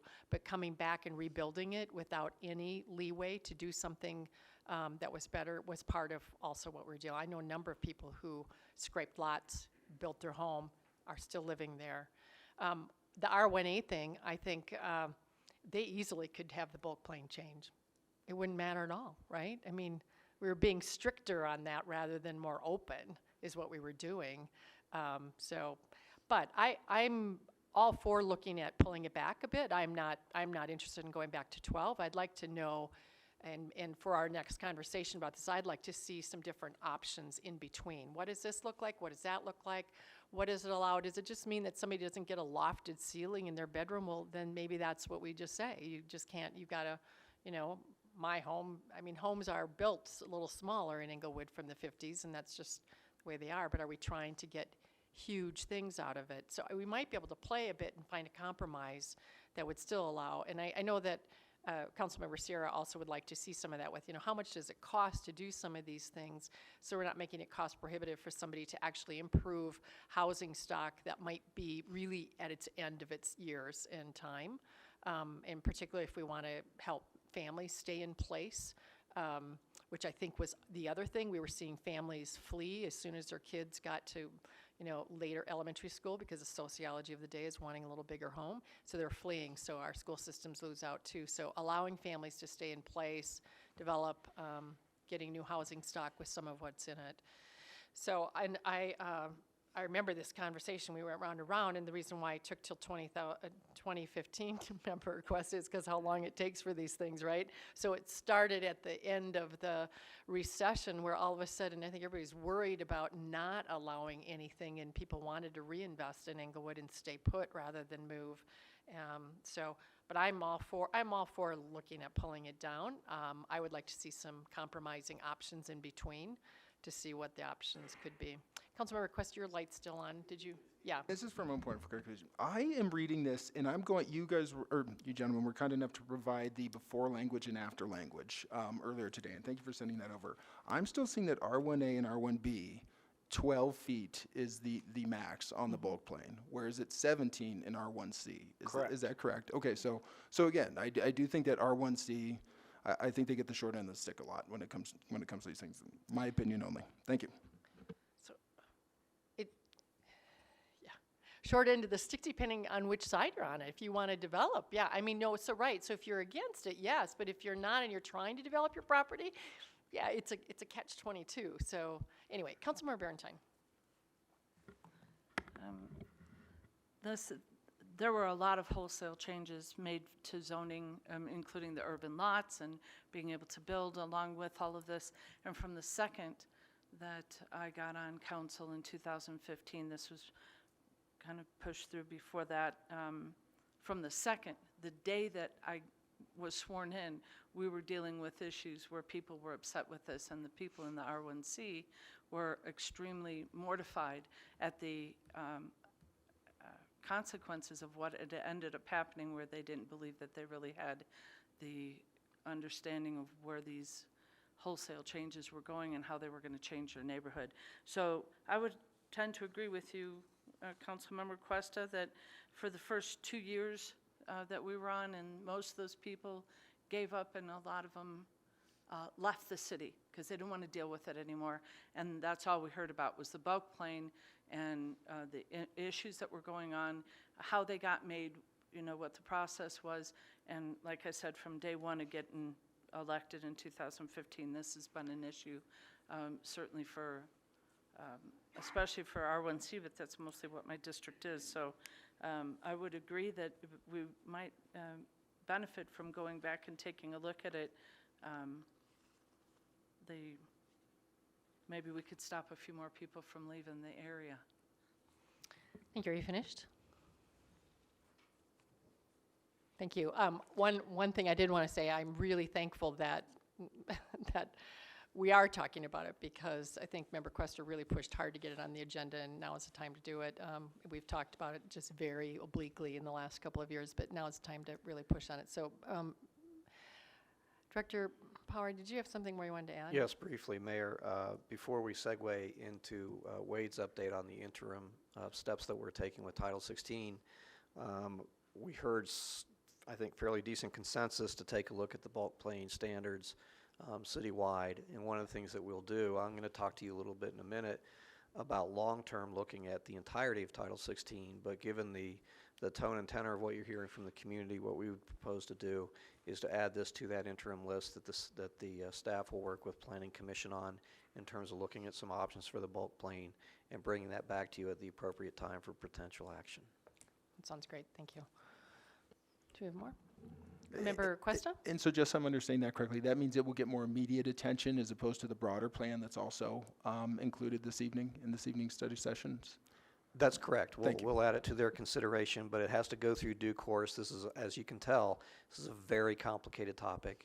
We would like to do some comparisons, probably again with other cities, and make sure that Planning and Zoning Commission has a very robust conversation about options, and we would bring that back to you. Which is what you did the last time as well, and it took a couple years to get it through, and, well, not this time. Let's hope it goes through less than that, yeah. Yes, thank you. So I'm here to update you on, as Brad mentioned, the interim steps that we're taking with Title 16 amendments. There are really 3 areas that we're looking at right now. The first 2 are what I'll call standalone amendments, and of course the first one is short-term rentals. So we're discussing that. Public hearing is coming up here in a few weeks. So that's one of the standalone amendments that we're processing right now. The second is what I'll call managing the slot home phenomenon. The ordinance that we're working on with the Planning and Zoning Commission isn't an ordinance that permits them. We need to understand that they're already permitted, and there's some already being developed in the city. And you know, slot homes it's somewhat of, it's an architectural characteristic on how the units are placed on a lot. So what this ordinance is addressing are things like orienting the dwellings to the street. Your front door must face the street. We're looking at increasing certain setbacks so the property or the units are not so close to the side property lines, and things like that. So again, I think it's important to repeat that it's not an ordinance that's permitting them. They're already allowed, and there already are a few examples in the city of what technically would be a slot home. But it's more of a design ordinance and addressing how they're sited, making them more pedestrian friendly, you know, adding windows at appropriate locations so it doesn't look like you're looking at the end of a building. So that is also a separate ordinance that's being worked with Planning and Zoning currently. The third area is what we are calling housekeeping amendments, and those are a set of text amendments that are for clarification purposes, adding definitions of things that weren't in the ordinance previously. For example, one being the retail marijuana. That was never incorporated into the Title 16, so we're just adding them per the ballot language now. Some of the things that we are looking at and bringing forward in the housekeeping amendments are things that we've heard from the public and from council, such as we're going to codify now that administrative adjustments need to have a posting on the property. We're going to add into this housekeeping batch the requirements for commercial and industrial PUDs and rezonings have larger, more visible signs. We're looking at adding home daycares. As you all remember, they currently require conditional use processing through the Planning and Zoning Commission. And we heard that that might be a little too excessive for that type of use, so we're going ahead and changing that to allow them as an accessory use in certain dwelling unit, in certain zoning districts, I mean. As alluded to before, part of the housekeeping is to address the planned unit development process. We all are aware that the current code states that the developer has the option to process this in two parts. If they so choose, they can submit the district plan and the site plan at different times. The main focus of the revisions are to eliminate that two-step process and bring it all back into one cohesive process to where we look at both district plan and site plan at the same time with a more concerted effort on the site plan, so we can actually know what the plan is instead of maybe a blob plan, I'll call it, that we might have looked at in the past and not knowing for sure which is which. Again, a lot of definition clarifications are in here. We also currently have a discrepancy between the definition of our minimum lot widths between the R1C districts and the R2. We have a stricter requirement in the R1C than we do in the R2 districts for lot width, so we'd like to iron that out and make it one standard definition, if you will, of what a lot width requirement is. And then again, I mentioned several different sets of definitions that are really trying to clarify and make it more user-friendly, if you will, to everyone. You know, we have definitions for what does contiguous really mean. Does it, that's always a tricky one in the planning world as to what contiguous is versus adjacent. There's very nuanced differences between those two words. And some would argue there probably isn't really a difference between those words. So we're working through that with the Planning and Zoning Commission and just clarifying some of those things. One of the other areas that we've been asked about by the Board of Adjustment and Appeals is to look at the length of time for when a zoning variance approval lapses. So right now, if you're granted a zoning variance by the board, that approval lapses in 180 days. And we've run into multiple situations where that has not given the applicant enough time to get their project started, resulting in another hearing before the Board of Adjustment and Appeals. So we'd like to go from 180 days to a 1-year time frame for that. So again, the housekeeping amendments, that pretty much is a summary of all of them, but there are cleanup issues that we as staff and the Planning and Zoning Commission have been working through over the past couple of years, and then adding those more recent conversations we've had, especially related to administrative adjustments and sign criteria and whatnot. So those are the 3 areas that we are working on right now. Of course, the short-term rental is coming up, as I mentioned, in a few weeks. The housekeeping amendments really should be, I'm hoping, ready to go to public hearing at Planning and Zoning in November. So we'll have that bunch of things coming your way shortly thereafter. You know, the design topic for short-term, or not short-term, for slot home concepts, that quite possibly could still come before the end of this year as well. We're real close to getting that finalized with P&Z. So those are the areas we're looking at in terms of some immediate steps to clean up some of these items. Mayor Pro Tem. Thank you.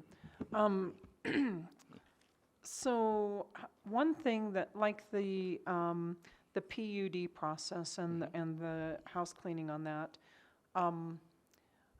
I asked quite a while ago, and I don't know if there just wasn't consensus, or maybe not enough people moving this forward, that, and well, it wasn't just me. I know there was some other, about making the PUD process a bigger area. So not just 2 or 3 lots, so somebody could do block busting, but considering a minimum like of an acre or 4 acres, maybe. I think Littleton requires 4 or 5 acres to do a PUD. Is Planning and Zoning looking at that? They have looked at that. They are talking about that. That will be a part of the forthcoming recommendation Okay. as well. Okay, thank you. And then one other question about the slot home phenomena.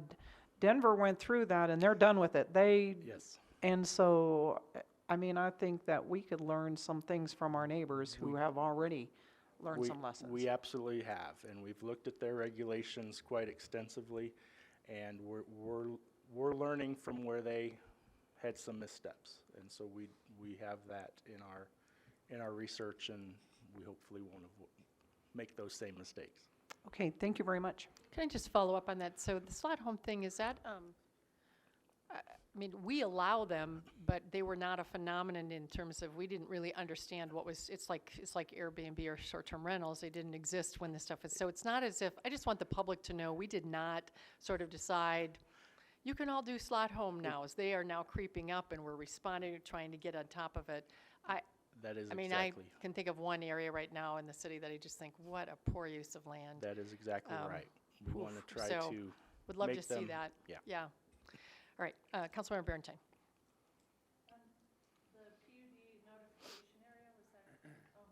Thanks. Is the PUD notification area going to be part of this as well? That has not been discussed at length. It was part of their original information, you know, the 1,000-foot limit, but there hasn't been.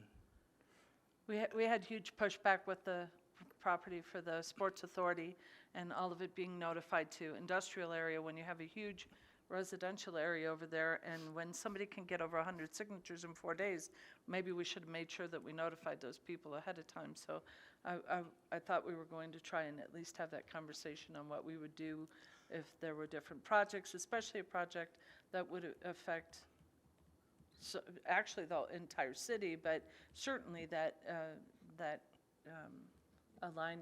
adjoining residential area, and they were not notified. So I thought we kind of agreed we'd have some discussion on it. As I remember, we did talk about that, but the consensus was to really look at the sign dimensions for commercial and industrial properties and PUDs, but I didn't necessarily get a consensus that we were going to. Yeah, funny you use that word, but I actually thought there were, that we had enough to at least have the discussion on making sure that people were notified when we had a residential area like that. Because they said that the touch points that they had were basically just the businesses around there. And so we wouldn't want to have somebody put that kind of money and investment in and then have this kind of blowback at the end of the process when it actually seems like the beginning of the process for the citizens. I mean, they're just, as far as they're concerned, they're just now finding out about it. And then the other one was the Board of Adjustments and Appeals process. I've had several issues where people are telling me that they go to the staff, and the staff tells them whether they can go ahead and go to the Board of Adjustments and Appeals. And this is a board that's appointed by council, and so I looked at it, and I didn't see where the staff is really the lion at the gate making a decision whether a citizen can go ahead and file an appeal with the Board of Adjustments and Appeals. So then Point when of I looked at- information. Yeah. Do you mind? Go ahead. Would it be possible, I would love to see some of the examples of what Member Barentine is sharing, of where staff is notifying citizens of. Okay. I'd love to see printed matter or something in writing to Okay. corroborate this. Thank you. Okay, so maybe just talking generally and rather than say that, what is it that you're wanting? You're wanting to have more information on boards and adjustments and appeal and how that process works.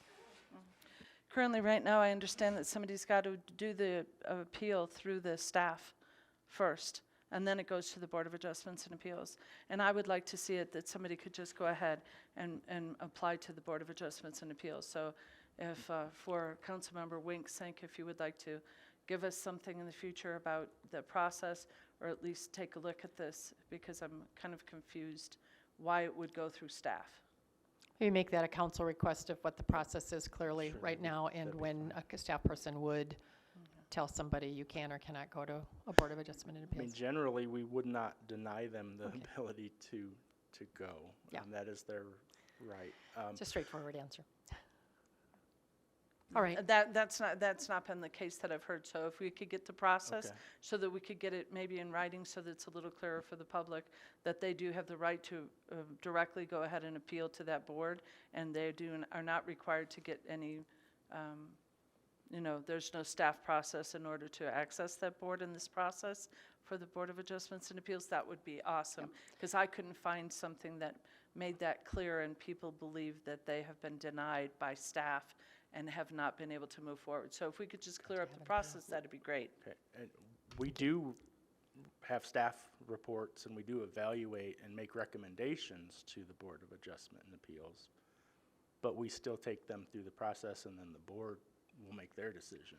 So maybe that's, I think the other side of it is that some people feel as though there's an adjustment and appeals process going on, that it's not their property, but they'd like to weigh in on it, so they don't know as well, which is the other piece of noticing and creating a process for that. We did talk about Actually, that distancing. wasn't what I was referring to. No, but- I'm adding on, simply I'm adding on, so, yep. Oh, I didn't want to confuse it, because that's not what people have told me that they came, wanted to do the process, and were refused by staff and never got to the board. So if we could make Perhaps- sure that we Okay. clear that up, I'd Yeah, let's appreciate get a that. very specific count of who that was and when. That'd be really helpful. We can check out what happened on that property. Great, thank you. I think that's what Councilmember Wink is asking for. Yeah, before we burden staff with additional duties, I just want to see the evidence of what has taken place. Otherwise, it's a wild goose chase, but let's get the evidence from Member Barentine in terms of what has happened, and then we can investigate Sure. that directly. Sure, that's great. Mayor Pro Tem. Actually, I don't think it's out of line for a council member to ask for the process, so. Sure, yeah. Okay, Yeah, thank we you. can't really check on an incident if we don't know where it is or who it was, so. Right, thank you. Yep. Document the process to us in a council request, that'd be great. will do. I think Member Cuesta's liaison. Thank you. Going to the sign, and I'm on page 14 of the digital packet that you guys have given us. And so a couple things jump out at me, and it appears that the placement of the signs has to be indicated on the site plan. So when they're initially applying to you folks, you'll see in the beginning, here's where they want to place those signs on the property. And we will often ask them to place it here or here, so we work with them to make sure it's in the most visible location. Okay, So, yeah. thank you. And that was going to be a second question, is if there's ever guidance or even, I guess I would say a command, given that that's not going to cut it. You can't put it in the backyard. You've got to have it up Right, front. yeah. Okay. Okay, very good. And then at the very bottom of this, it says the posting shall consist of, and it's blank signs. So there isn't a number of signs, at least on this. Is there a requirement, or is that something you're looking for guidance on? No, we typically say that you have to place it on every frontage so that you're getting it from both angles. But that's something we will fill in with the applicant depending on their lot. Sure. So maybe one sign, two signs, et cetera, and so forth. Okay, and then the final thing that caught my eye was, and this is towards the top, notices to be posted on the premises 10 days prior to the public hearing. 10 days seems a little short for me, but is that due to you don't know what the schedule is? If we could push that out, I think it might be fairer to neighbors and just citizens to get more than 10 days of a heads up on it. And we can look at that. We can make sure, we can look at that as part of the revisions, yes. Okay, very good. Thank you. Thank you, Mayor. Thank you. I think that's a great one. I think because it's so cheap to get word out these days, there should be multiple ways in which we're trying to do this. 5-7 years ago, we had council members that were worried about it. This was way too much expectation of a developer, was adding the costs up, and I thought, they're doing $1 million things. Surely they can add 200 more, mailed letters to someone or whatever that ends up being. I do think the Sports Authority area, though, there was really quite a bit of question about where they actually did send to. They thought they had covered the residential area. I think that would be a really good one to look at to see what went wrong there if they didn't get it. Where was the misunderstanding? Because they had really thought they had covered all the area that could possibly be impacted, and sounded like it didn't get there. So we might have to have some custom made for some sort of settings too, like that one, or in the higher industrial area where it does then all of a sudden abut right next to the residential. Councilman Requested, do you have anything more? Okay. I also have another one. So Kathleen Bailey and I met with Brad Powers probably, I don't know, maybe 4 or 5 months ago, I think, to look at this, what was Harold Stitt's, it's kind of a development heat map. Do you remember that? I'm wondering if we can take a look also in the pressure from the major corridors like Broadway into what are considered to be established neighborhoods and try and figure out to what level do we want to limit how far it goes in. Will any of this, is that being worked on as well? Well, Mayor, that would be part of the discussion I want to anchor with in terms of the longer-term future and looking at our development pattern. So I'll address that in a moment. Okay. If you're ready now. Yeah, we're ready. Okay.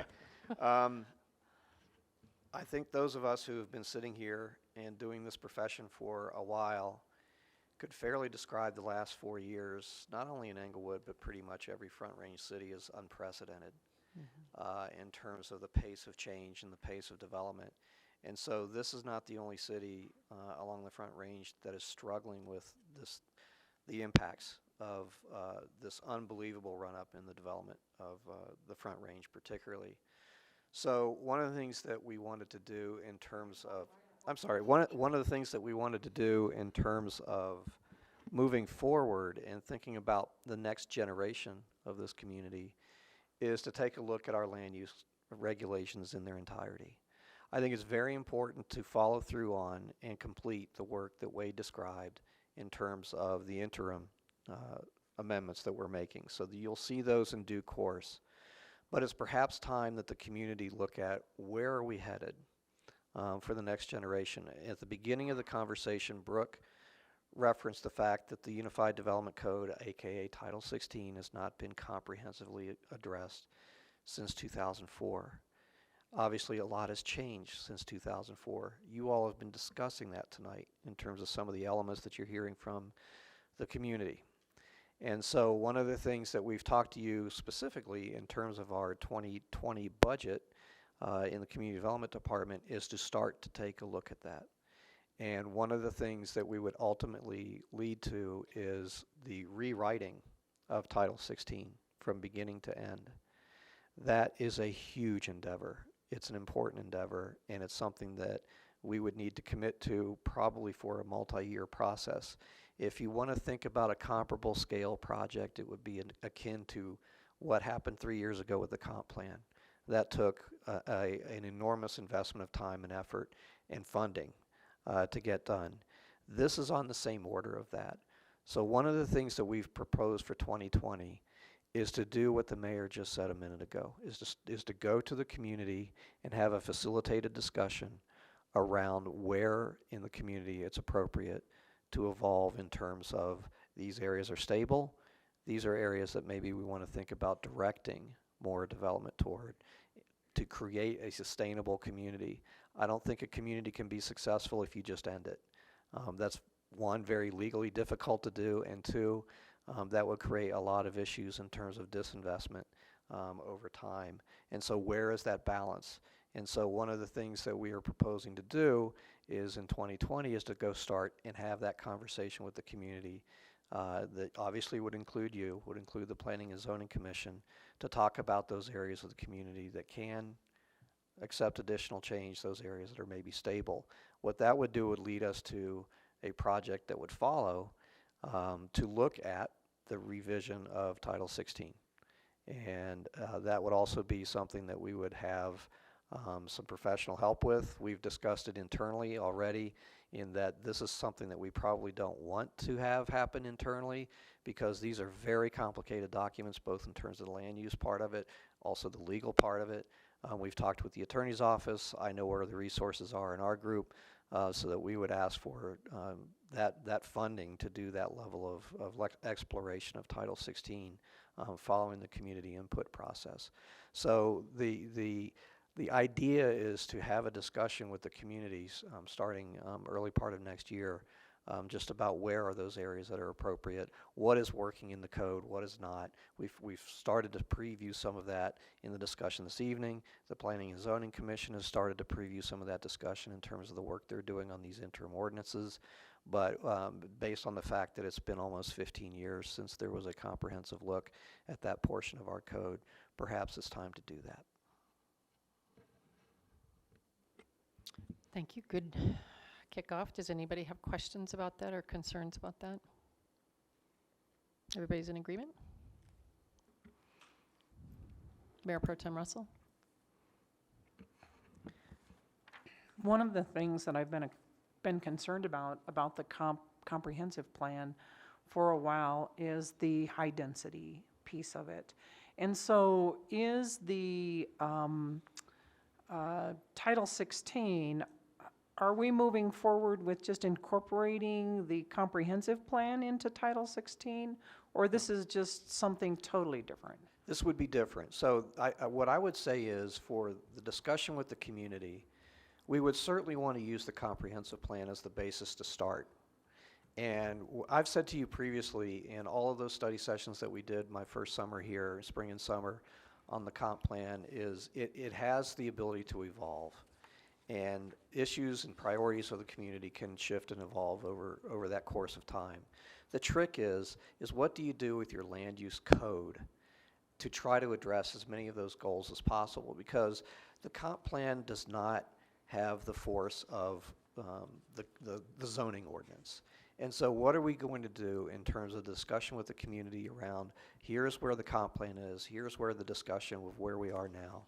What do we do to merge those to make sure our land use code is has the ability to, and I've said this to you all before, is kind of aim for that middle ground so that our codes are set up to essentially deal with the middle part of where we typically are, and don't have these wild swings of either unprecedented development like the last 4 years, or we drop off the cliff for 2.5 years in a major recession. What are we doing to identify that middle ground of where places can be developed and how they can be developed? And so we would take the comprehensive plan as the basis to launch that discussion, but to have the discussion around Title 16 as a separate endeavor with the community. Okay, so I still am concerned about the density, and I know that Ms. Brown brought up at the last council meeting, according to the revised census standard, that Inglewood is the most dense area in the metro area, even above Denver. 5,288 people per square mile where Denver is 4,000 something. I don't remember that number off the top of my head. And so it seems like we have been taking more than our fair share of the density. And I believe I've been walking the city for a couple of weeks right now, and there is, the residents are not happy. They are extremely unhappy about several things. Density, traffic is some of them. And a lot of them, some of these people that have purchased these new duplexes or even the new massive sized homes, they do not feel safe in their own home. And that is problematic, and it's a huge problem. So I think that we need to address that. My concern is, right, the comp plan has no impact, but if we change Title 16 to support that type of increase in density, it does have the power of law. And so I think we need to be very careful as we move forward with this. Thank you. Councilmember Berentine. I mean, as we saw with our last PUD, there are requirements for it to be in compliance with the comp plan. So the comp plan does have some certain power to it as a land use document. So I don't want to just dismiss that totally. Do you know who did the process in 2004? Was it in-house, or did we farm that out to somebody? I'm sorry, I wasn't here at the time, but I believe it was, there was a consultant brought in for that, yes. Could you find out who that was? I believe it was Clarion and Associates. Okay, if we could get the, yeah. Yeah, You could Clarion. confirm that, that'd be awesome. Well, not just the second, but I mean, if you know, Sure. when it was and maybe how much they charged and what the scope of their work was involved in doing that piece of it. And then the bulk plan was actually a change to Title 16, wasn't it? So I would really like a list of all of the changes. I would imagine there's more than just the bulk plan. All of the changes made to Title 16 that have been made since 2004. Since 2004. Well, we're saying that it hasn't been changed, but actually it has been. We've been changing things in Title 16, so we have to have an understanding. We're not dealing with documents that are preserved from 2004. There's been subsequent changes made, so if we could have that information so that we could know which changes were made, what was made, and get kind of a timeline of what created those needs for those changes, similar to the bulk plan, that would be very useful. Thank you. Thank you. Are you finished? Thank you. Mr. Brook, are you able to provide that information fairly easily? Is it a easy query? I'd like to talk with Wade about that a little bit, but I think so. Yes. Okay. It could potentially be quite a massive amount of information, Okay. but it's fairly easy to pull all that, yes. So because we don't want something to take months for you when we want you on something else, but I guess I'm trying to gauge, the timing of this, how long will it take, and then if it's something we can utilize, it'd be great. If it's going to take a lot longer, it's helpful for us to know it's going to take a long time for you to produce as well. Councilmember Wink, I think, had her. Thanks, Mayor. Yeah, I was curious about the same, the level of effort, and if it is substantial or the output is at such a scale as you're describing, Mr. Burkholder. Maybe take a poll to see if all of council that's present actually wants that. I mean, more information, more refined, detailed information can be helpful, but at that degree. Sure, I'm not trying to block this Yeah. and you doing that. I'm wanting to know how long it's going to take you and whether it's a probably- doable project. I mean, we could have it within 2 weeks. Oh, that's fine. It's fine. I think you're finished. Yeah. Member Berentine? Just if, my concern would be that we might be trying to change things that just got changed, I mean, fairly recently. So if we're just going to take the whole of Title 16, no matter when things got changed, and just redo the whole thing and put it all up, then that's one thing. but I would be concerned that we would have wasted time and effort and community involvement in all of the changes that got made in between if we're not even aware of what those are. But if we're putting all of Title 16 up, then we'll answer the bulk plane issue and everything can be kind of redone all at the same time. That might take care of it, I don't know. But if it's not that hard, I'd appreciate it, but I'd hate to waste all the effort for all of the changes that got made through the years. Oh, and I don't want the public to assume there were no changes made the last 4 to 15 years, that nothing ever got changed in that period of time, and that was kind of misleading, so they might think that. Director Mayor, I Powers. think that's a very fair point, and we'll take a look at that and get that information back to you. I think one of the reasons why we wanted to take a more comprehensive look at it after 15 years is how does it work together? Have we built in contradictory language? Are definitions the same? That type of thing. So you have a choice at the end of some of this research and some of the discussions at the Planning and Zoning Commission level of whether or not that comprehensive rewrite would be necessary, or are there interim steps that have been made that clarify most of the issues that that you have on your plate. So that's all still in front of us, but I wanted to say that, you know, if this community is wanting to chart the course for the next generation, looking at Title 16 comprehensively is one way to do that. Great, thank you. Manager Lewis. Mayor, if you would indulge me, there are a couple of things that I want to Please get do. clarification and also thank staff. I don't want staff to sell themselves short in just calling many of these housekeeping, because we've really listened to the public, whether it's the daycare issue or the signage that we're requiring for administrative adjustments instead of just going to your front, back, side to side folks. The larger signs for commercial and PUDs was a council request. So many of these kind of housekeeping are really things that we're trying to be very responsive to the public and to council's wishes. So I want to thank staff for listening and taking those into consideration. Also, I want to clarify that if any staff member tries to deny someone the ability to go to ZBA, Zoning Board of Adjustments, that would be required disciplinary action. So we'll make sure that that's not happening. And I also want to clarify on the R1C, that's the only place that we're looking at revising, that you want us to take a look at revising the bulk plan. Is that correct? I believe so, although I think it might have been news to us tonight that there's only really 4 areas that have this bulk plane and the others don't, and that might be some of the areas that people are most upset about. I don't know. But Member Cuesta?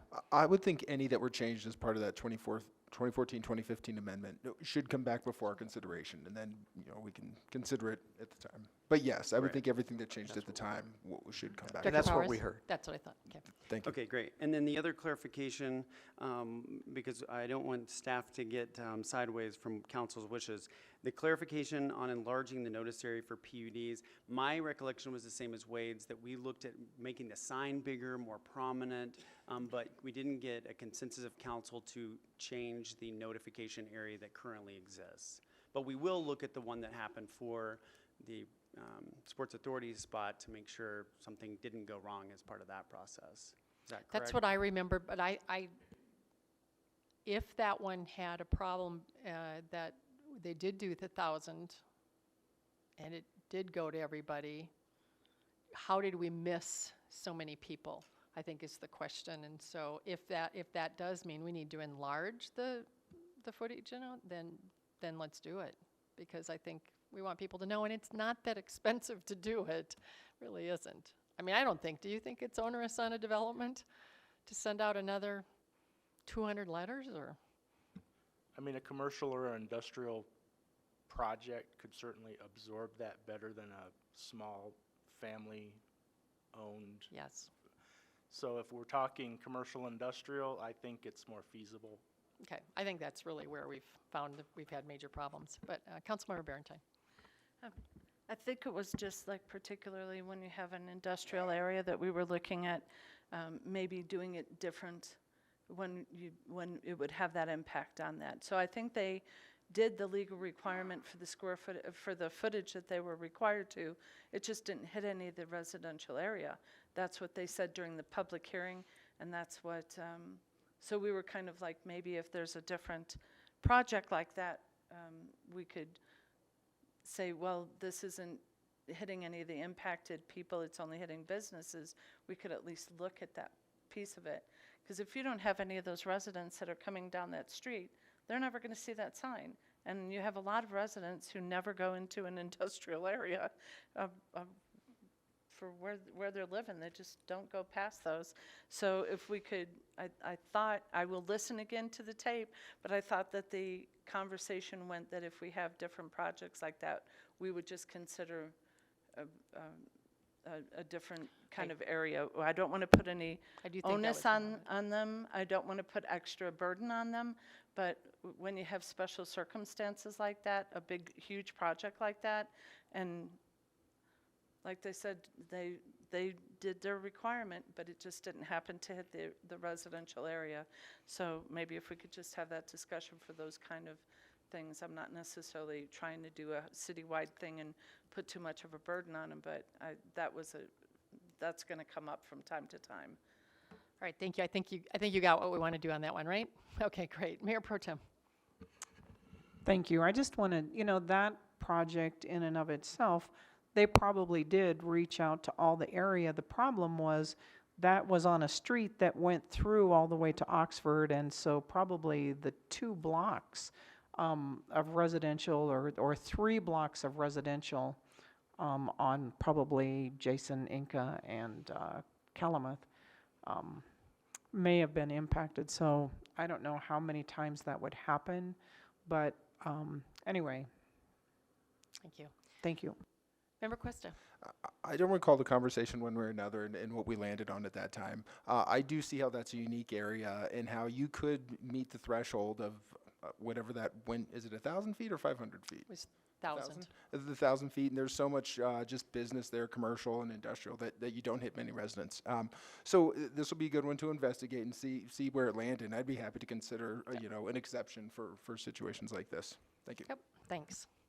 All right. You got all the direction you need tonight. Thank you for the work that you're doing, and I too want to echo what the city manager said. It's pretty clear that you all have been listening very clearly to what at least some have been coming forward and some of the emails that we've been getting, so I appreciate the hard work you've been trying to pull this together. And I also wanted to say one other thing. We still are going to do some midterm kind of stuff, so we're not going to do, as maybe Councilmember Barentine said, we're not going to do it all in one thing. We are going to pull some things out of it and do it earlier. So I think that's what people are wanting on those that could be low-hanging fruit, right?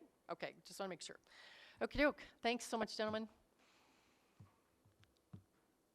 Next is council member's choice. Anybody want to kick us off?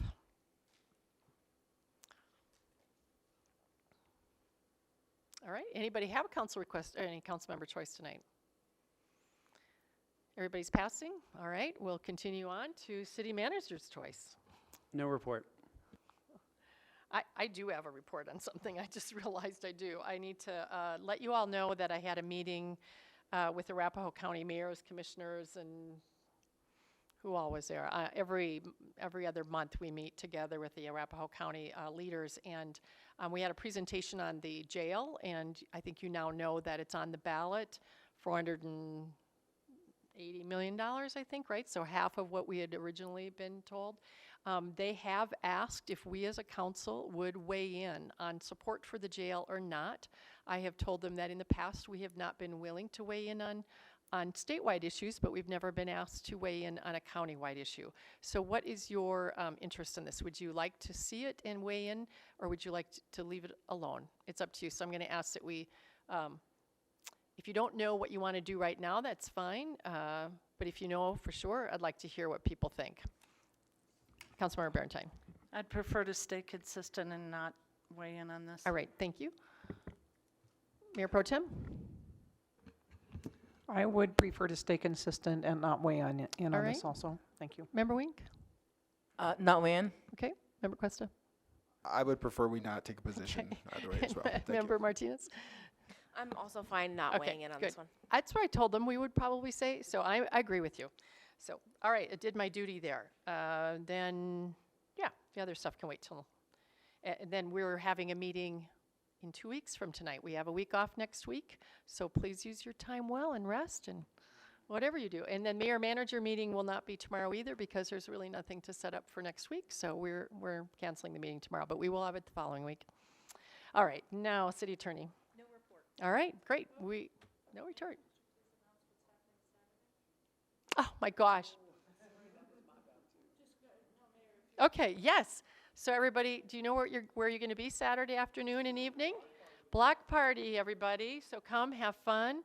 Make sure you eat the wonderful food of all the different businesses and help the chamber out by maybe having a beer if you drink. Enjoy everyone there. So there'll be some great bands. It looks like a good lineup. And I also looked, and the weather looks like it's supposed to be in the low 80s on Saturday. So great. Thank you. All right, good night. And let it be known it's 8:15.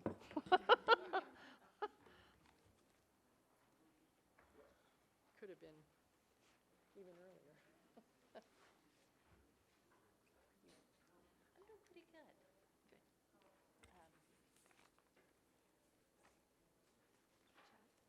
Yeah, I'll probably just. Okay, great.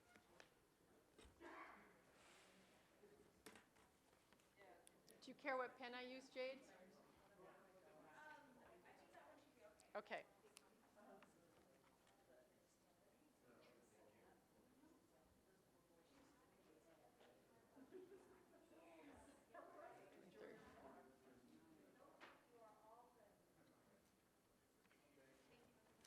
Can sleep in tomorrow.